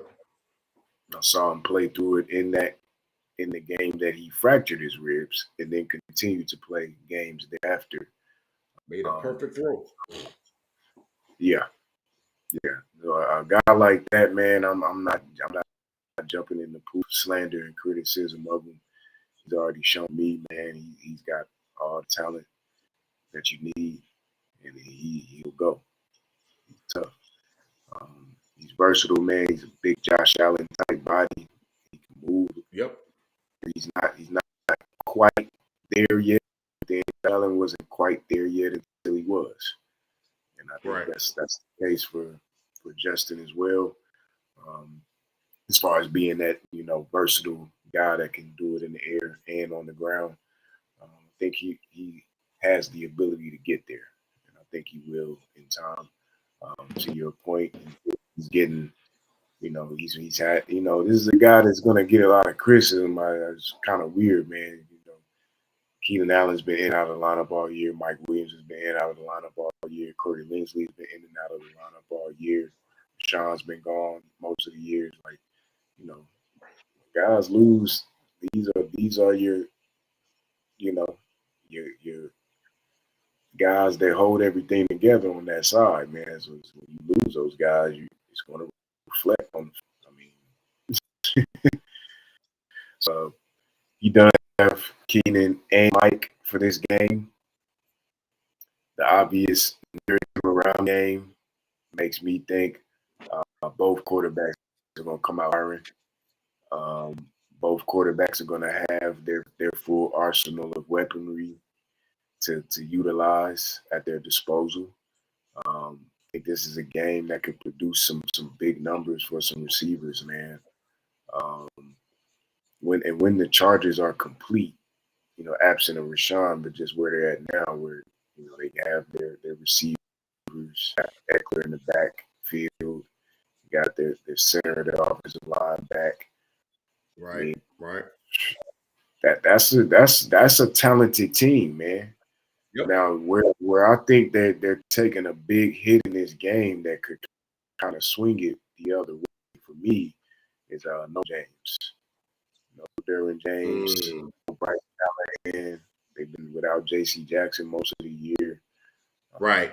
They're missing major pieces of their secondary, man. So, and with Jalen Waddle and Tyreek Hill coming in the town, it's not great. That's not great. So right. I think their secondary is so banged up, and this is the wrong matchup for that. I honestly may have swung Tough another game, way. man. It's a tough game to pick. It's a tough game to pick. Man, if the Chargers have enough of their guys, I honestly probably swing their way on this one, man. Because I think that's a really good team that's been marred by injuries all year. But man, that beat up secondary with Tyreek Hill and Jalen Waddle, this has a potential to be like one of those shootout games. I hope it does become that. That's gonna be real fun. I'm talking Kansas City, L.A. Rams on a Monday night. If you remember that game, Not that. I would love to see something like that, man. I think Justin Herbert and that Chargers offense is definitely going to put up a lot of points. And to the point I already made, that banged up secondary could give up a lot over the top to Tyreek and Jalen. So this has a chance to be high scoring. I hope it does. I hope it's a real fun game. I'll go Miami because the Chargers are missing some really important pieces in important spots. On the defense, right? On the defense, right? Not having Rashawn, with Bradley Chubb coming in, man. I'm Miami here, but I think it's more for me about the fact that the Chargers are missing a lot of key pieces, more so than just picking Miami outright. I think Chargers actually stack up pretty well if they got their complete team with them. So, but anyway, Miami for me as well. And the reason I had a lot of pause with this game and not, like I said, I picked Miami, but the reason I was like really like, man, because the Chargers lose this game, it could really hamper their playoff positioning. Like they Oh yeah, might not, they lose this game, they might not make the playoffs because they would be 6-7. You understand what I'm saying? That's yeah. why I was like, when teams got their back against the wall, see Miami lose this game, they know they still in the playoffs, right? They may not drop a rung or two, or so, but they're still, that's still they still got 8-9 wins, right? Eight wins now, Eight and something like that. four, 8 and 4. They're 8-4. still fighting for their division, so I think their Right, motivation is still high as well because they got to keep pace with Buffalo, and right, they're going to run it back with Buffalo soon. So I think they're motivated to keep pace, man. I don't think it's one of those things. I just think right, they're going to run into a team that's missing some key players at important spots where they can take advantage. right, Tyreek Hill might have a big one in this one, man. So, and if not him, maybe Jalen or maybe both. But yeah, I'm gonna go Miami just off the strength right, for that. But I do hope for big scoring output from both sides. right. Yeah. Hopefully that number 18 back. I remember that game. 52-51 or 53-51 or something like that. Yeah. Only hope. We can Something only fun hope. like that. We can only Classic. hope. So you got huh? Yeah, What was that? classic, man. Classic. It was a classic Yeah, game. yeah. We hope we get something like that. That would have been the game. Yeah. Okay. All right. So Monday night we got the New England Patriots at the Arizona Cardinals. I don't know really. I don't know. That's really not a. Arizona's not playing well. Is Kyler playing? Collar's in, but DeAndre I think he'll end up giving it a go. They were saying he's questionable. I Who I is think he's on the field. Hopkins? DeAndre. Is questionable? Yeah. Yeah. Yeah, they were saying he's questionable, but I think ultimately I think he probably go. But I don't even think that matters. I'm going Bill Belichick and the Patriots. The Cardinals have a lot of issues, Mm. man. So, and their Mm-hmm. issues are not necessarily on the field. It's they got a lot of ego issues. They got a lot of lack of chemistry, a lot of in-house Well, fighting issues. yeah. I don't like what they got going on, man. Honestly, I don't like it. So, Bill Belichick Yeah. may not have, you know, they may not have as much talent, but give me a Bill Belichick team in this scenario all day long. We'll see, man. But they having some off the field issues too in terms of I watched the game they played against the Bills last week, but I'm from a standpoint that I've watched this kid play for 2-3 years when he was at Alabama. Mac be one of the most mild mannered dudes you ever want to see. When you see him, like, what the F is we doing here? You know, up here. I watched him for years at Bama. Just, hey, that's we do. He about as mild mannered, easygoing as they get. He coming off the sideline, talking about throw the effing ball. What are we doing? What is we doing? What routes are we calling? And it lets you know because you got Joe Judge and Matt Patricia call him, and it's not a secret that you've seen. I think Mac Jones got like 7 or 8 touchdowns or 7 or 8 interceptions. This dude last year, you know, and Pro Bowl, but I mean Pro Bowl really don't mean that because a lot of guys drop out and the fourth alternate goes, but but being that as it may, you got regression. That's what I was talking about. Coaching matters. You got these two buffoons coaching offense who've never coached offense before, going against seasoned defensive coordinators. What did you thought was going to happen? You know,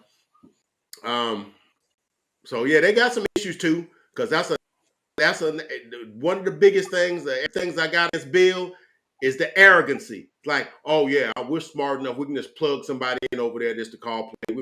No. You need somebody to know what the heck they doing. You know. So I don't know about this being an easy game, because they really have no offensive firepower. I mean, you got a couple of receivers. Uh, got Jacoby Myers. He's all right. Devontae Parker. He's okay. I mean, Ron J. Stevenson. He's all right. Damian Harris. He's okay. I don't know, man. This has the making of being like a 13-13 game going to the fourth quarter or going to the last 2 minutes. Offense can do nothing. Both teams kind of offensively challenged. I guess I got New England too, but I guess, but that's a Monday night game they should have flexed too. They should have flexed that bad boy. They can't flex Monday nights, man. I wonder if that'll be different in their next negotiation, man. That would be real fun if they could flex Monday night games, man. Because boy, they know how to put a stinker on. Yeah. This has the makings of being a stinker, man. You know, it really does. It has the makings of being a stinker. This is like a game that should be on Thursday night. But yeah, we both got New England, but I ain't that confident in that. I ain't confident in either team. Could this be a 6-6 tie? Yeah, it could be. It could be a 6-6 tie. But anyway, our last game is going to be our next Thursday night game is going to be San Francisco at Seattle, and that's going to be the game right there, because that could be very instrumental in getting it for the division. They're playing at Seattle too. No, Smith has sort of came back to earth a little bit. He's still having a remarkable great season, and nobody thought Seattle would be 7-5. And what's up is they get Denver's pick. Yeah, they'll make the playoffs and our pick. What makes that right? Trade. Right. Yeah. Make that sense. Like the Rams are sucking, but they get the benefit of it. Detroit gets their pick. Detroit will get. I'm a Lakers fan, if you recall.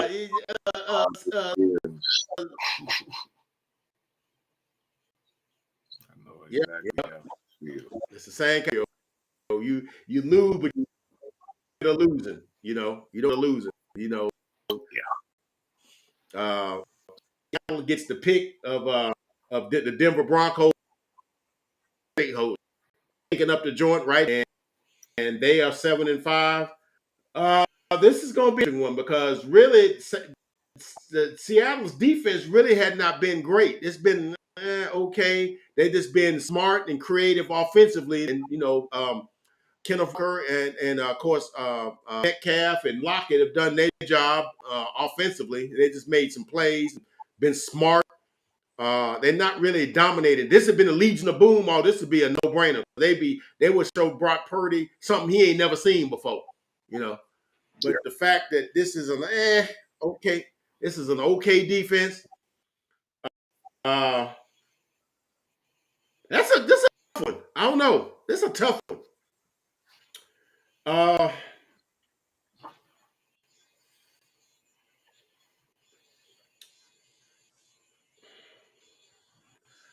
I might have to go with the Seahawks, but man, I don't know, man. I don't know. I don't know. I know. I'm going San Francisco for sure. San Francisco has the most talent top to bottom.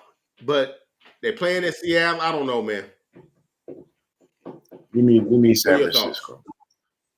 I'm going San Francisco. I do have them losing tomorrow, but I think But winning on Thursday. Yeah, get that first start. Jitter out, and maybe Tom best him, but then you on a short week.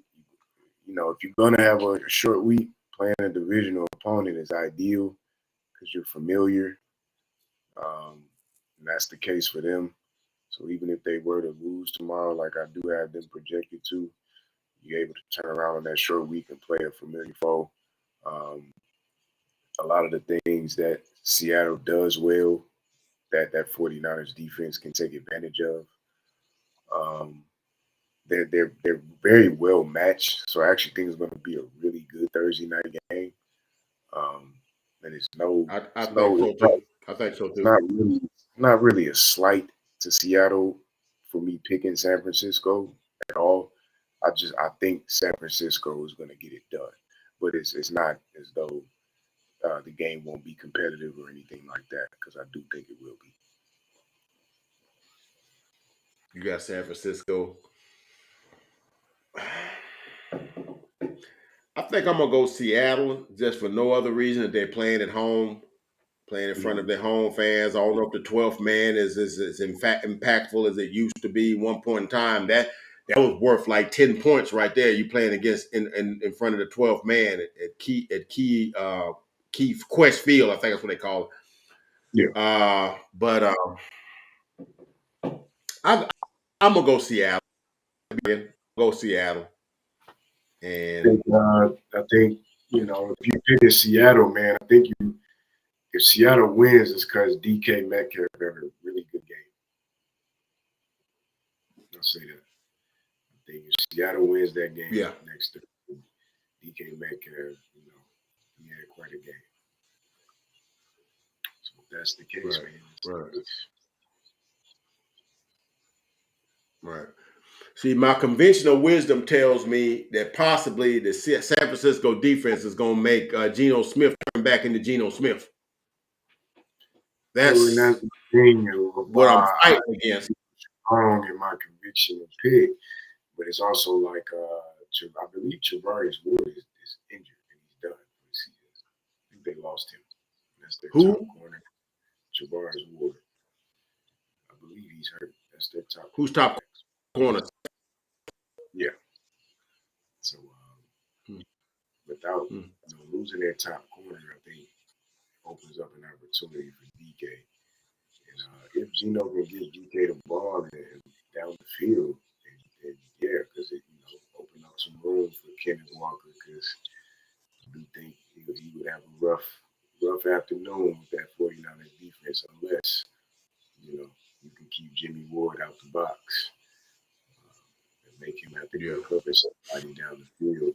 So yeah, I see a pathway for Seattle to win as well. I'm just picking San Francisco, but I see your point. I got you.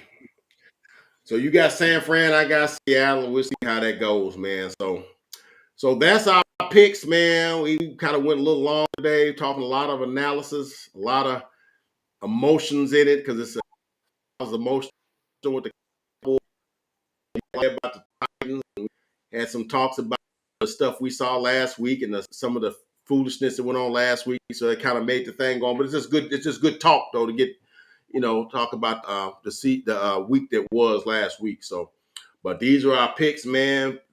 Comment, let us know how we wrong. You think we off base? You think we fools? Think we silly? Leave a comment like, man, y'all way off, man. I think man, Houston gonna pull the upset on your boys. Okay, fine. You'd be wrong, but you can say it, But that's all I got, man. Any parting words, TK? Anything you want to add to any ingredients you want to sprinkle on this thing? Nothing but the usual. Happy Football Sunday to everybody. Uncle Fred, appreciate the rants. Appreciate the talking shop. Let's all enjoy the wonderful entertainment world of the National Football League tomorrow, man. And same time next week, I suppose. Hey, man, my event calendar just opened up, man. you're in. we next week. Yeah. All right, man. So yeah, man. Got from the big man TK. Good enough. Illustrious presence. We will be like he's let's see pick match up against ours. We know they're not, because we don't we doing.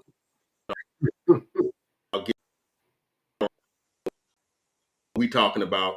So that's all we got. It's lagging. I need to.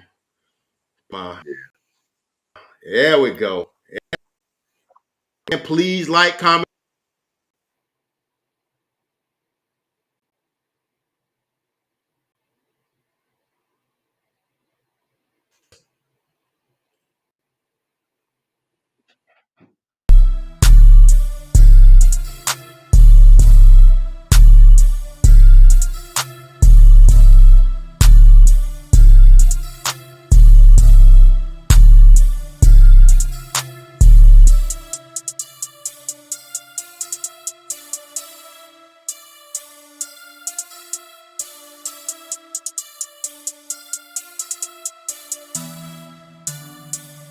Two times on the beat, bitch.